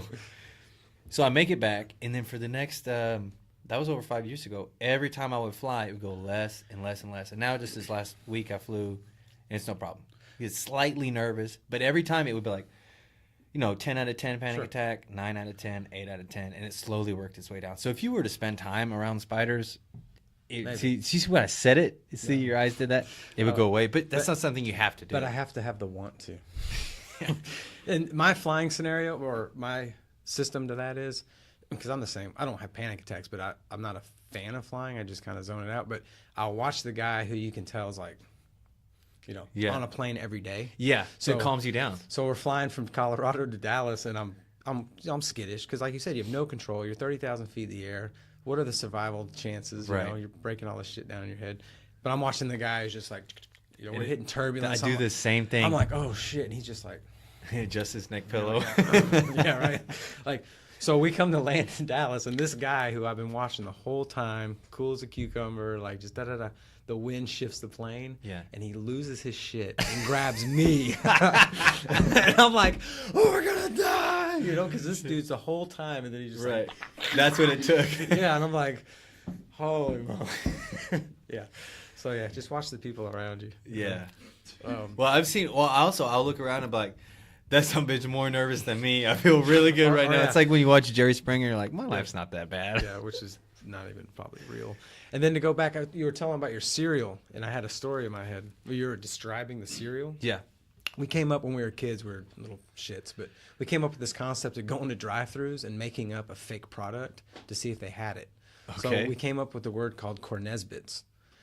So we would go to like... How do you remember this word? Because it's so weird. It's such a fun story. So Cornezbits is what the word we came up with. Mm-hmm. So we go to like McDonald's and we'd order our food, and then they go, okay, here you go. You need any ketchup or whatever? I'm like, oh, can we get some, Cornezbits?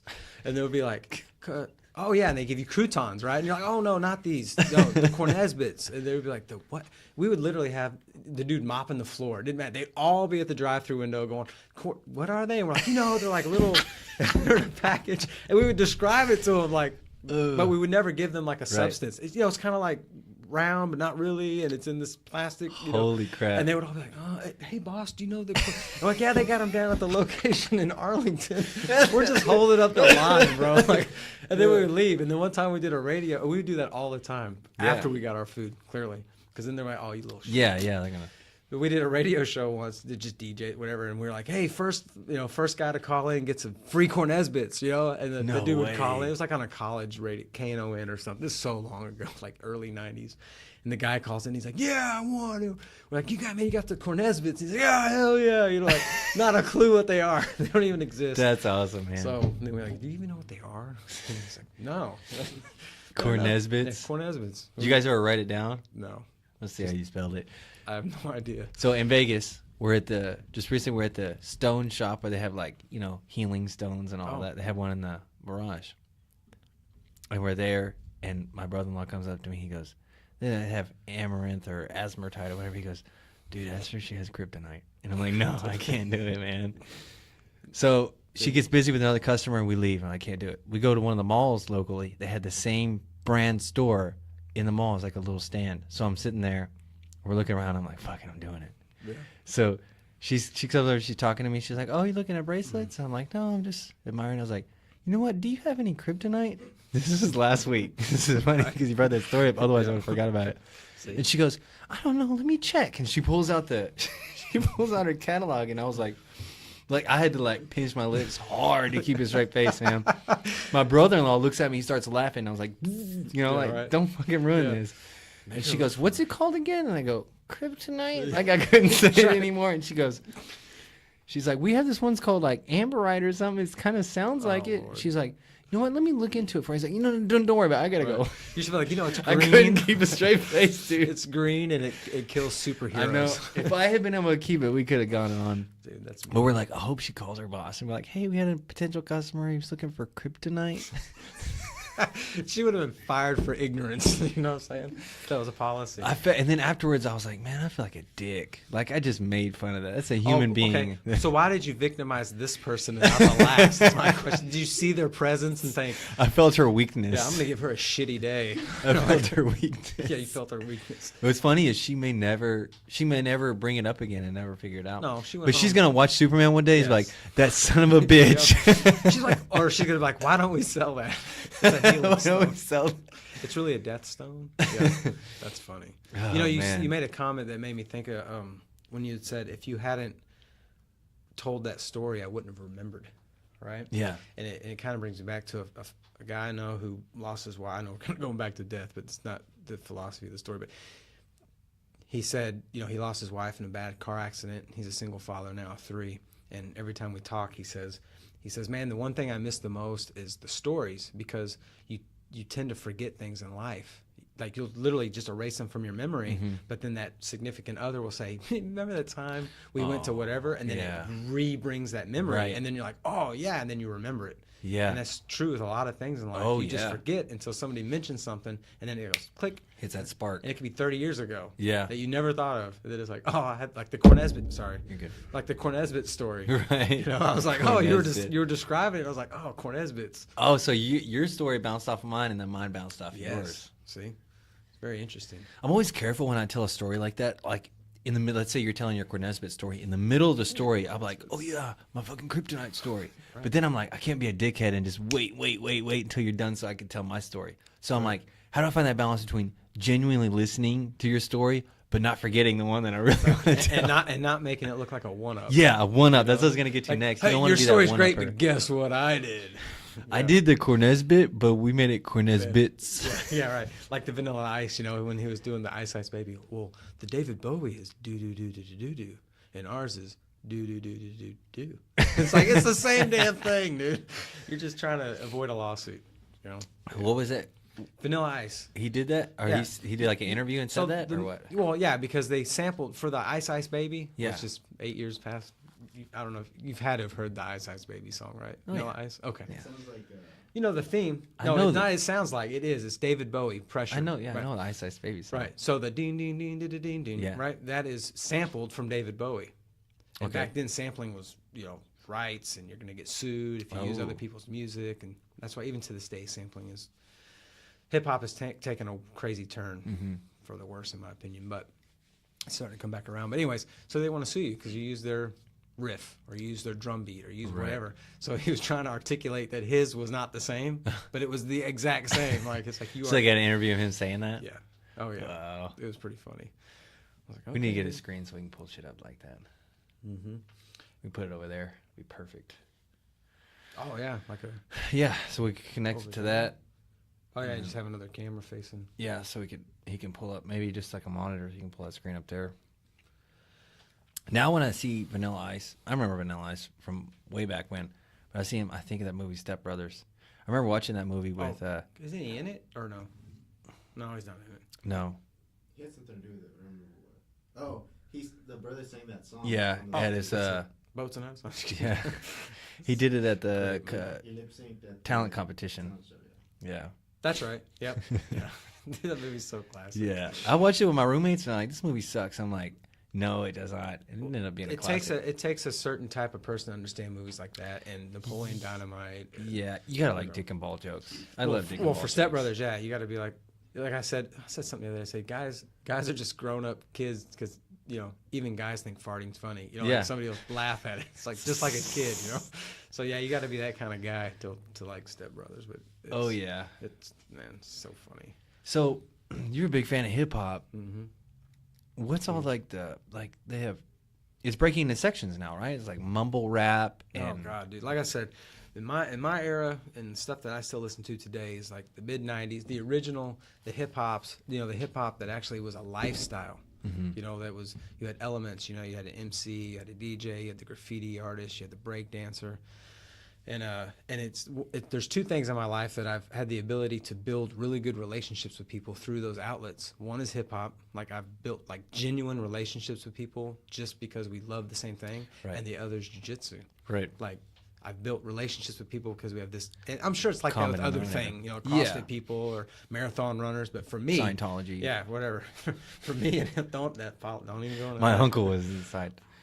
But yeah, so now to me, it's just like, I mean, you have hip hop, and then you have everything now is just rap, or then you got the mumble rap, and then you got these dudes are just talking on the damn microphone and making millions of dollars. Yeah. And it's just garbage. What do you think it is? Like a display of confidence, or they know the right people? Because there's not a lot of talent in Well, that. I go back to where I hear then I sit back and I say, well, I'm not always right. And I think, well, when I was listening to like Luke Skywalker, you know, 2 Live Crew and NWA and all these very crazy artists, my stepdad's like, this is garbage, this is crap, because, you know, he listened to whatever. So now I'm sitting back going, well, is it not garbage? And I just think it is because it's not what I like.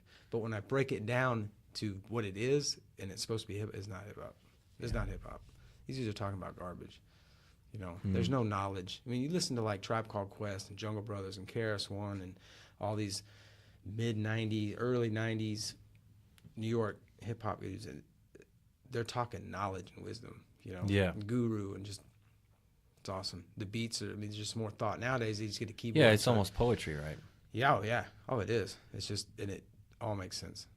Yeah. But if you're a documentary guy, so you need to watch the Stretch and Armstrong, or Stretch and Bobbito. Stretch and Bobbito. It's on Netflix, and it's about 2 guys, a white dude and a Hispanic or Puerto Rican dude, and they started a hip hop show in New York and the underground pirate radio type stuff, and how it blew up with hip hop, like blew up, boom. It's such a cool documentary, man. Stretch and Bobbito? Yeah, or Bobbito and Stretch, it's one of the two. But I'll send you the link. It's a great It's documentary. on Netflix? Mm-hmm. Yeah. Man, Netflix documentaries changed my life. Yeah, it's crazy. Like, I don't feel so bad about vegging out on TV because I'm watching. I'm like, I'm learning something. I can't watch, like, you know, people like, and I know you guys too, you watch like shows that aren't reality. I have a problem with that. Yeah. I can only watch like reality, like documentaries or biography, you know, stuff like that things relates to life. Yeah, like it's real. It's a real person. It's not an actor. I have a problem when I do that. Like, there's a part of me. It's like the same when I'm like, I'm gonna eat this cupcake. Like, it's really good, but I'm like, I'm not getting anything out of this. This is a temporary pleasure. The most I might get out of it is, you know, get to quote it a little bit here or there. But I've been watching The Office too much lately. That's such a good show, though, man. Well, that's old school, man. Such a good show. It's funny. But, I mean, I guess there's certain ones, but I couldn't just, like, dive in. Like, you know, the Walking Dead and even Stranger Things and, like, all these other shows. Like, I watched, like, 1 or 2, and I'm like, I'd rather watch Shark Tank because it's real, you know? Like, Right. Or, you know, other... You feel like you can shows. relate to it more? Mm-hmm. It was really cool when it came out. It was the Smirnoff, like, Master of the Mix, and it was DJs. Oh. They only did it one time, and a guy that I used to, I wouldn't say he's my buddy now, but when I lived in Colorado, I'd go to his house, we'd scratch together, we'd practice, we've done shows together. I haven't talked to him in many years. He ended up winning a world championship in a Battle World DMC. His name's Chris Carnes, but he was on that show. I think he took second, but in my opinion, he should have took first. Yeah. But it was really cool. They just had all these different DJs, and you had to go off it was just kind of like, called like a Chopped. You ever see Chopped where they give you all these ingredients and they gotta make shit out of it? So you got to take different tracks and like, make here you go. This is your crate. You got to figure it out.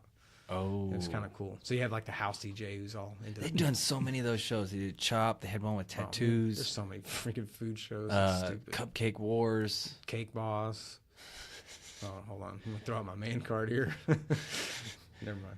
I've watched a lot of Cupcake Wars with the wife. Many a Cupcake Wars. And then my thing now is when she watches The Bachelor. That's what Christy watches. And I'll go in there can't and I watch just it. rip it.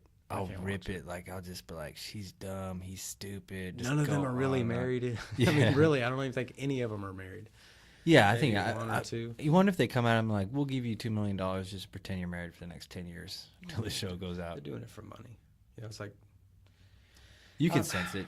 I don't even see how you could build a genuine relationship when you have 5 people to choose from. Yeah. How do you manage in the beginning you have 20 or 30 and you say, okay, the person I know I want to spend the rest of my life with is in this group. Statistically, you're like, okay, let's say statistically out there within our country, Porter has 20 soulmates that he could potentially, you know, what are the odds you're going to run into him at 30? Oh, no, and thinking as a guy, I watched it, I'm like, that dude has already picked the top 5. Oh, yeah, he knows right today. away. And he's gonna like, fuck her, gonna fuck yeah, her. right, yeah, Yep. She all right. I don't care what she sounds like. You know, this one's cool. You're cool. Fuck Yeah. you. You're cool. That's totally what it is. Exactly what he's done. And then they just because do I the watch the thing. show and that's what I'm doing. I'm like, they're all going home. Yeah, right. So he knows from day one, and then the producers just have to like probably coach him like, oh, Yeah. don't make it so fucking obvious. Act like you like her. That's you know? got to be what's happening, man. And it's funny is I've met a girl once where she was super attractive, like straight up like 11, you know? Yeah. And I was like, dang. And then she talked, and I was like 0. And it was just like her voice sounded like a chipmunk. Yeah, it was great. I was like, hell no. And then it goes back to like we were talking the other day when we were playing hitch here with Saul. Yeah. You know, giving advice. And I said, you know, there's that postcard where it's the model. She's so beautiful, and it says somebody somewhere. I was is sick thinking of about her that in the shit. shower this morning. Yeah. I was like, that's so funny. Yeah, so it's not always, you know, No. I mean, attraction is important. And now that I'm older, you know, it's important. You have to be attracted It's to not your all mate, of it. but it's not all. You of got it. to be willing to spend a lot of time with that person. Time, dedication, sacrifice, compromise. Yeah. I mean, you really have to. It has to be a 50-50. It's one of the many factors. Ooh, we live in a society where, you know, Instagram models and all of that. Oh, well, it's all. Did they really look like that? No, Right. no, they don't. I mean, I had a friend who dated a model, and she was hideous Yep. until she was in the magazines. It's like, Yeah. that's her. I had Like- one. I was around off and on for a while. So, you know, she was just in a community that I was in, Mhm. right? And so, and I was like, you see pictures of her online, and you see her in person. You're like, that's not the same person. Yeah, between Photoshop and this and that. I mean, it is important, but it's not. So, is it just a woman who has a little bit of natural symmetry, or a man who has a little bit of natural symmetry, and they're just saying I'm a model, and they put themselves out there and just grind it yeah, out? it's got, and I don't know anything about the model world, but it's got to be something they see that we can't see. You know what Yeah. I'm saying? Because the untrained eye is just looking for beauty instantaneously, right? right. They're seeing features that say, you know what, with the right shadow, And the right makeup and the right camera work. she would look great. Yeah. I think that's what. But even though, like, when you see the models, like, on the fashion shows and stuff, I'm like, nah, man. Dude. It's like, I've walked by 15 women in the past 2 weeks that were, Well, you know, more those beautiful girls than look that. like a skeleton with skin. Yeah. you know. That sucks that they do that. That really sucks. Because Right. so many young women, girls, and even It's not older women think that they're not up to par. And that's kind of where, you know, you go back to the Ronda Rousey thing. It's like I was loving everything she was doing for like women's strength. You know, Yeah, it was like, badass. don't do it. If she was the modern day, we can do it. yeah, right? totally. And I see these girls and little girls and people getting into mixed martial art because of her. Mhm. And then kind of like when she lost and kind of did that Yeah. downfall, to me, it kind of took some of that away, I guess. You know, like Yeah. like if I was I mean, well, that's not how a champion loses. No. You know, That's how But- someone who's just conveniently winning over and over. but at the same time, she's human. So She is human. You know, we all So you respect her for that. yeah have to. I mean, shit, I'm not going in the octagon.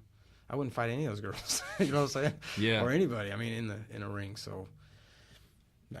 I've been brought down to perspective on that many times when I, you know, see someone like Marcelo Garcia or something, and we ran into him at Worlds, and Lucia was actually really excited about him, but anybody else, I'm like, oh my gosh, they you know, they won this tournament, or they have this school, or, you know, even when we went in the Gracie Academy once, Vince Vaughn was walking out, and she's like, they're just a regular person. Like, what's your big deal? They're just a regular person who happens to be working or in some venue that makes them.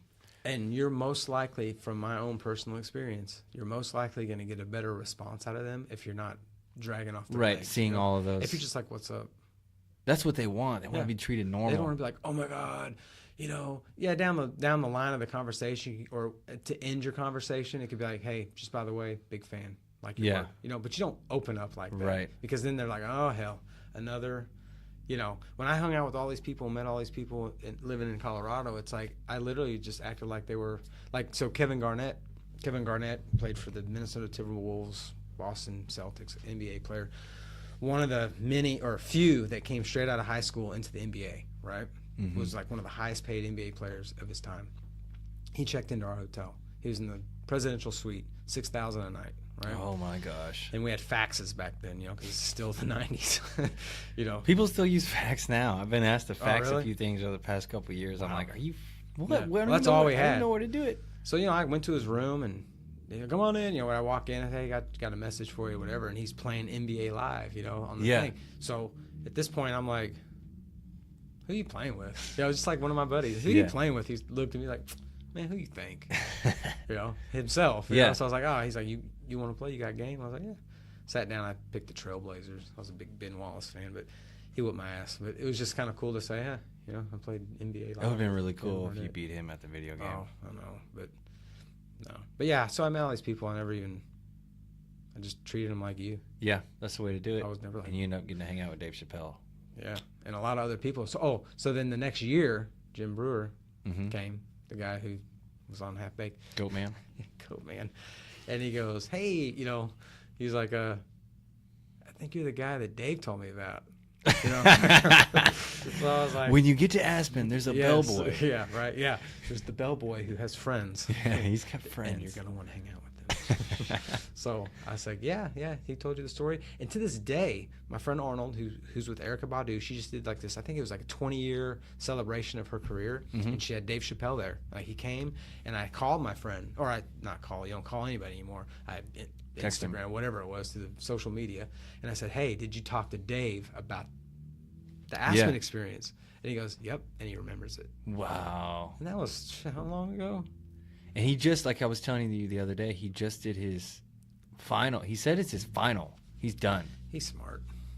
But he said that he was getting pimped out. Or he was, Oh, yeah. Yeah, that whole thing. Like I said, that's why I he wasn't surprised. didn't want to have anything to do with it. To him, that's a true artist. He didn't care about the He money. didn't care. And that wasn't his motive. And that's why he was so good. On his newest special, he goes, you know why I do comedy? Because I'm really fucking good at it. Right. Like, I don't even have to try. And he goes, watch this. He goes, I'm going to give you a punchline. And then I'm going to go back and I'm going to tell a whole joke. I'm going to come back to this punchline. Everybody's going to be laughing. And then he gave the punchline. Yeah. And then he went back and he gave the joke. And everybody laughed. And he goes, that was that punchline, by the way. Yeah, It I was saw amazing. the trailer to it. He's talking about he spent the night at some white kid's house or something, and everything at their Oh, house yeah, worked. yeah. He came home. He Was goes, Mom, what the yeah, fuck? you step your game up. Timmy's house, everything works. You know, they got running water or whatever. But yeah, that's how. Yeah, he was super cool, man. I admire that. I think it's glamorized. Fame is glamorized and something that we pursue, whereas we really just need to aim for what we love. You know what I mean? And some people they love that glamour, and great, aim for it. But stay who you are. Yeah, Don't change who you are. when we started this, was nervous. I was like, I talked about this with Jeff. We have a jiu-jitsu academy. It's very successful, and a lot of people maybe see me in certain lights where I was like, man, if I do a podcast, and Mm-hmm.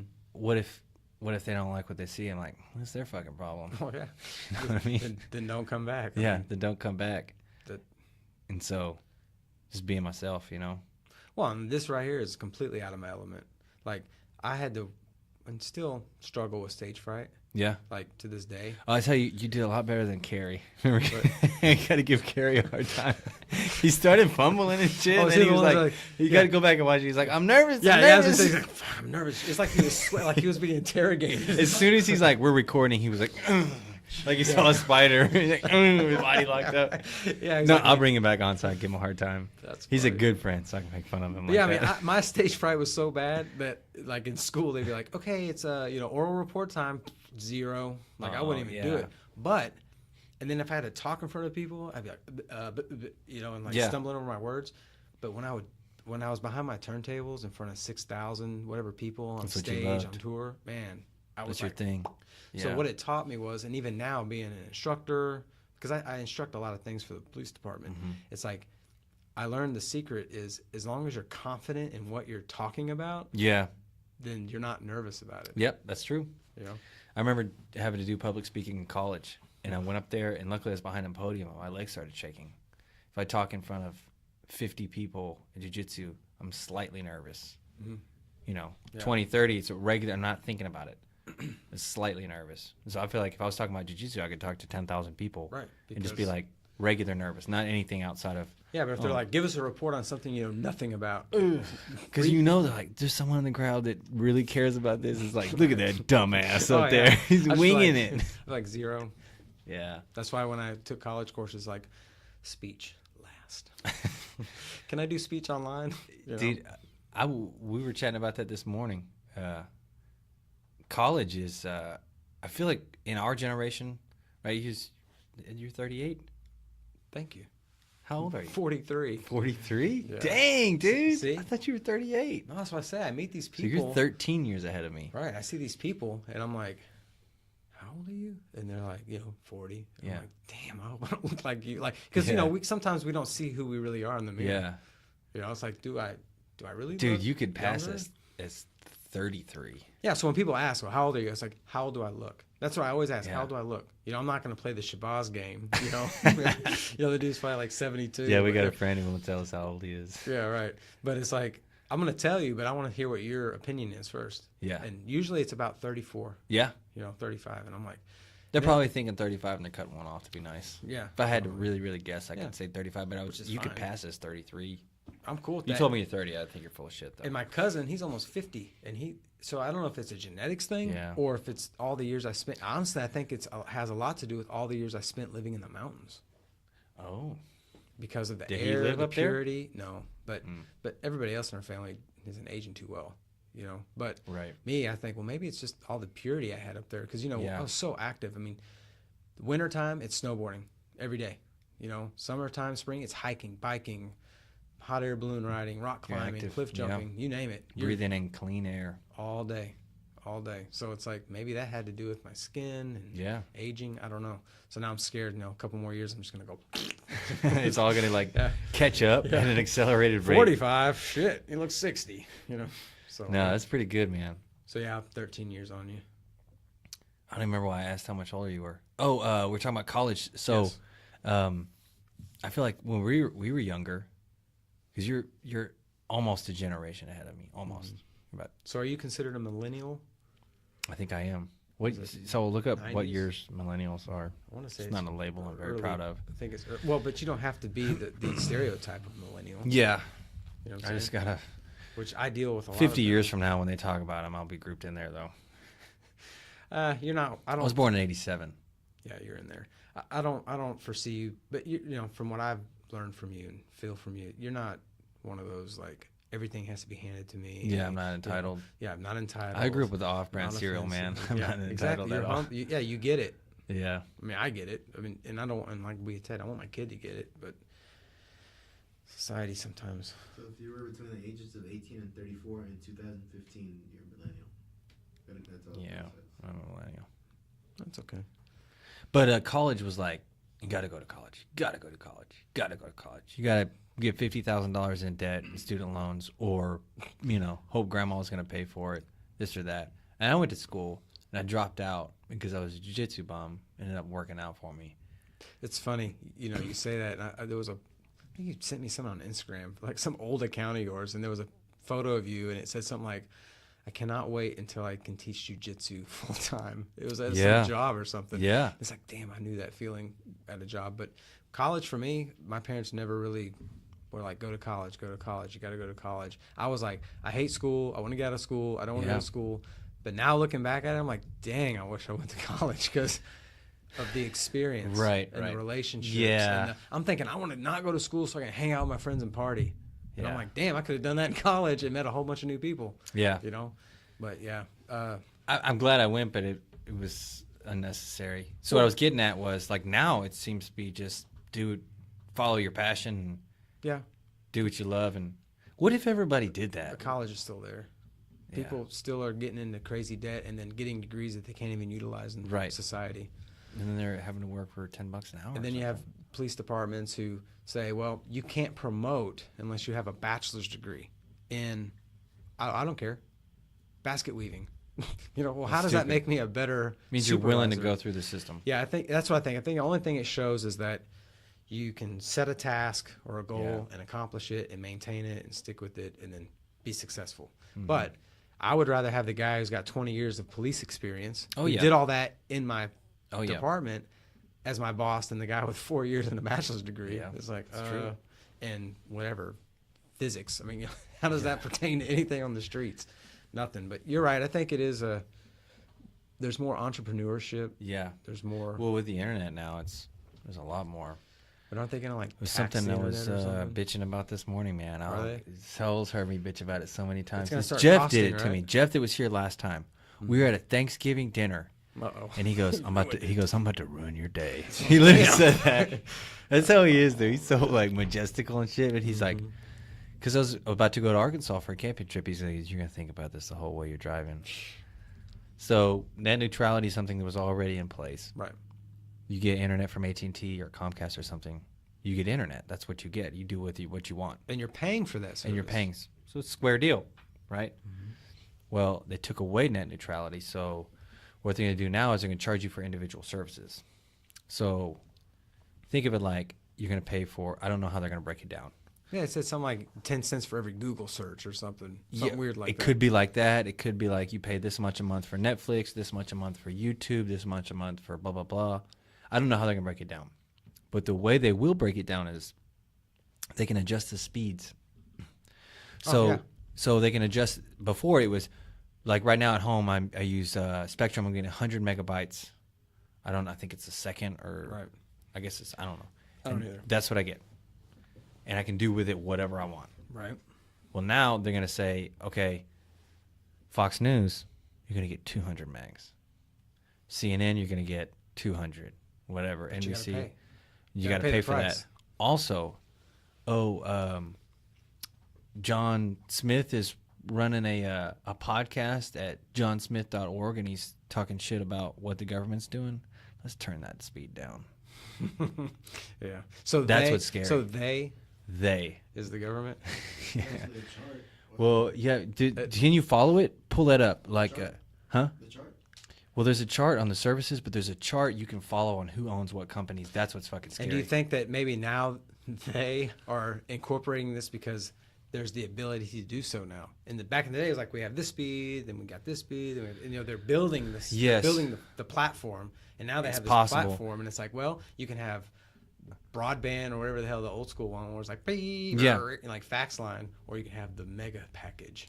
Well, I don't know. And who profits from that?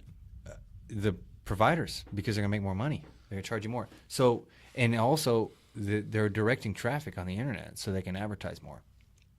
And then I'm not big on conspiracy theories, man, but my brain went crazy on this one because this is some propaganda bullshit because they can direct where you can and can't go. If johnsmith.org is, my uncle's name is John Smith, which is really funny. If he's saying something like that, right? Then if he's saying, oh, they're trying to take away our gun rights, check out this bill, policy, make sure you vote yes or Banned. no. Right? Boom, he's gone. Right. Is that what they're doing? No. But this net neutrality being taken away gives them the opportunity to do that if they didn't already. And by they, this sounds very they. Who the fuck is they? Yeah, who is the they? Big brother. Well, but then in a positive light, could it ban the pedophiles and perverts? Who Yeah, are, maybe they'll be able to who get are, more control over you know, that. the crazy black market and the whole, because I think a lot of these pedophiles and perverts and stuff, like they watch this stuff and it fuels them to go do it. Right. So maybe if they're They could literally like banned from Shut it down. Yeah, I don't know how you do that because how many different devices can you have Yeah, in I today's don't know. society? I mean, you can just go to Starbucks and be like Right. on their Wi-Fi. So No, then there's I that. Is there going to be any more free Wi-Fi? Oh wow. You know? I don't know. I don't know what they're gonna do with it, man. I think. And I say that, but now that you say like things like that, they probably would have been able to shut that down anyways. So if they want to shut somebody down that was like a whistleblower or Snowden or something, they would have been able to do it anyways. I bet they start charging for Wi-Fi. If that happens, Well, you got to pay for Wi-Fi if you're like on a flight now. yeah, I think you always have. There were some cars that had hotspots, like Chevy, I think, Yeah. where you had constant Wi-Fi in your car.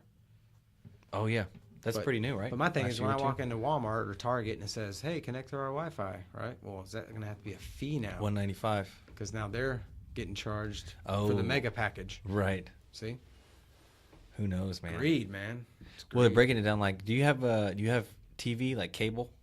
She has Dish. Okay, so we don't have that anymore. We just use, like I said, Netflix and Yeah, I think Things like about it. that. I'm like, what do I even watch Amazon. to pay for this series or to Yeah. pay for the service? You're And it's paying like $100-$200 a month. it's like I watch 2 channels, and one of them is a primetime channel. Well, They a lot of get with people are me internet. canceling, right? Right. Well, that's how they're coming back. They're just beating us on the other end. They're saying, Yeah. okay, well then we'll I charge think at the end of the day, all these like Netflix and Hulu and all are going to be the Redbox. How Redbox is annihilated Blockbuster, just wiped them off the Yeah. surface, literally, from one little red box with movies, just shut down the whole business. Yeah, and that's Netflix started insane. doing that. They tried that. They used to send movies in the mail and Yeah, stuff. that's how they originally were. They weren't. Right, and They then had like Redbox, a couple online. Redbox maybe. shut that shit down too, because people were like, "Oh, well, I can just go right Yeah. here for $1." And then Netflix put them online and shut Redbox down. Yeah. Well, But then still, Netflix and Amazon, like you can get on Amazon and get pretty much any movie you want. that too. I mean, so there's really no need. But I like kind of going into the store and going, "Oh, there's some old movie you never seen. You haven't seen in 20 years. Yeah. Now you can't even find it on Amazon or Netflix or anything. It's like shoot, and you only get to choose what you want, what they have to offer in Redbox. It's true. It's kind of. Well, I haven't been to a Redbox in a while. I Yeah, think you're just- a little bit behind right I there. just rented it. I saw that Atomic Blonde. It was awesome. You got it on Redbox? Yeah. Good. You are 43, dude. Yeah.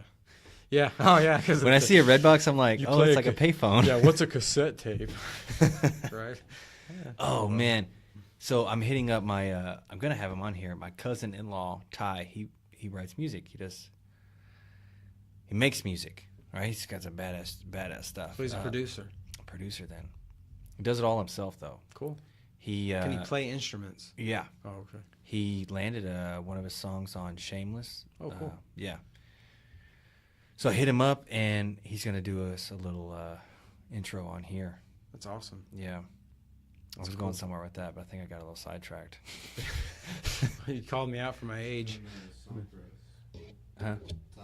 Yeah. Yeah. I said he's gonna write a song, but I felt like I was going somewhere after that. I don't remember. Yeah, and then you get your little soundboard. You can do your noises. Give Sal Yeah. a little more A responsibility. little bit more over here. freedom. Gonna get him a mic. We're gonna upgrade to that for sure. I've had $1 every time I heard that. Yeah. Well, because you're just I'm kind of gonna like get him a mic. I'm gonna get him a mic. you're just. You're gonna get him a puppy one day. I mean, you're over there searching the Gonna get web. him a mic. Yeah. How long are we on the podcast? Going on hour 50. Hour 50? Holy shit. 50? Dude, you've doubled Oh, wow. what everybody else has done. To be Wow. exact, an hour 46 and 15 seconds. Holy Okay. shit. We'll just set All the right. record there. What's your cure for the world? And it actually relates to a lot of what we talked about. It's more of an individual act that I work on constantly is not allowing your emotions to dictate your actions. So that could be good or bad. Right. So kind of like when I break it down, it's like snipers, right? Or anybody shoots a rifle or whatever. There's a space in between the trigger pull between your breathing and the time that you engage, right? There's that. Right. And right when you hit that spot is when you're in your calmest state Right. to Right. take the shot. I think if we did more of that with our thinking, so if I'm pissed, I'm going to act a certain way. I'm going to allow my emotions to dictate how I act. Yeah. Versus, hold on, take Give a it step some back, space. think about it, and then make the right decision when your mind is in the calmer state. But that also goes with the good. Like some people make a big purchase because they're so emotionally invested Yeah. and excited, and then 2 years down the road, they're like, Like, it's the shit. worst decision I ever made. Yeah. So I just think, So you have anything you use for that, like count to 10 or sleep on it or something like that? no, I just try to, if I get in a situation, I just stop. I'll just think like, okay. Because I used to be pretty high strung growing up. Like, my patience was like beep. So I think just building more patience is probably A little key. bit more space in between everything. Right. And then just like, if somebody, like you said, we go back to the offended thing. If you call me I got a crazy Jew haircut or whatever, Yeah. right? I could instantly be upset and go, well, fuck. Yeah. Right? Now I'm acting off my emotion versus Yeah. let me sit back. Processing. Yeah. Processing what we're seeing. Consciously. Yeah. Consciously processing and then saying, okay, make a better decision. Yeah.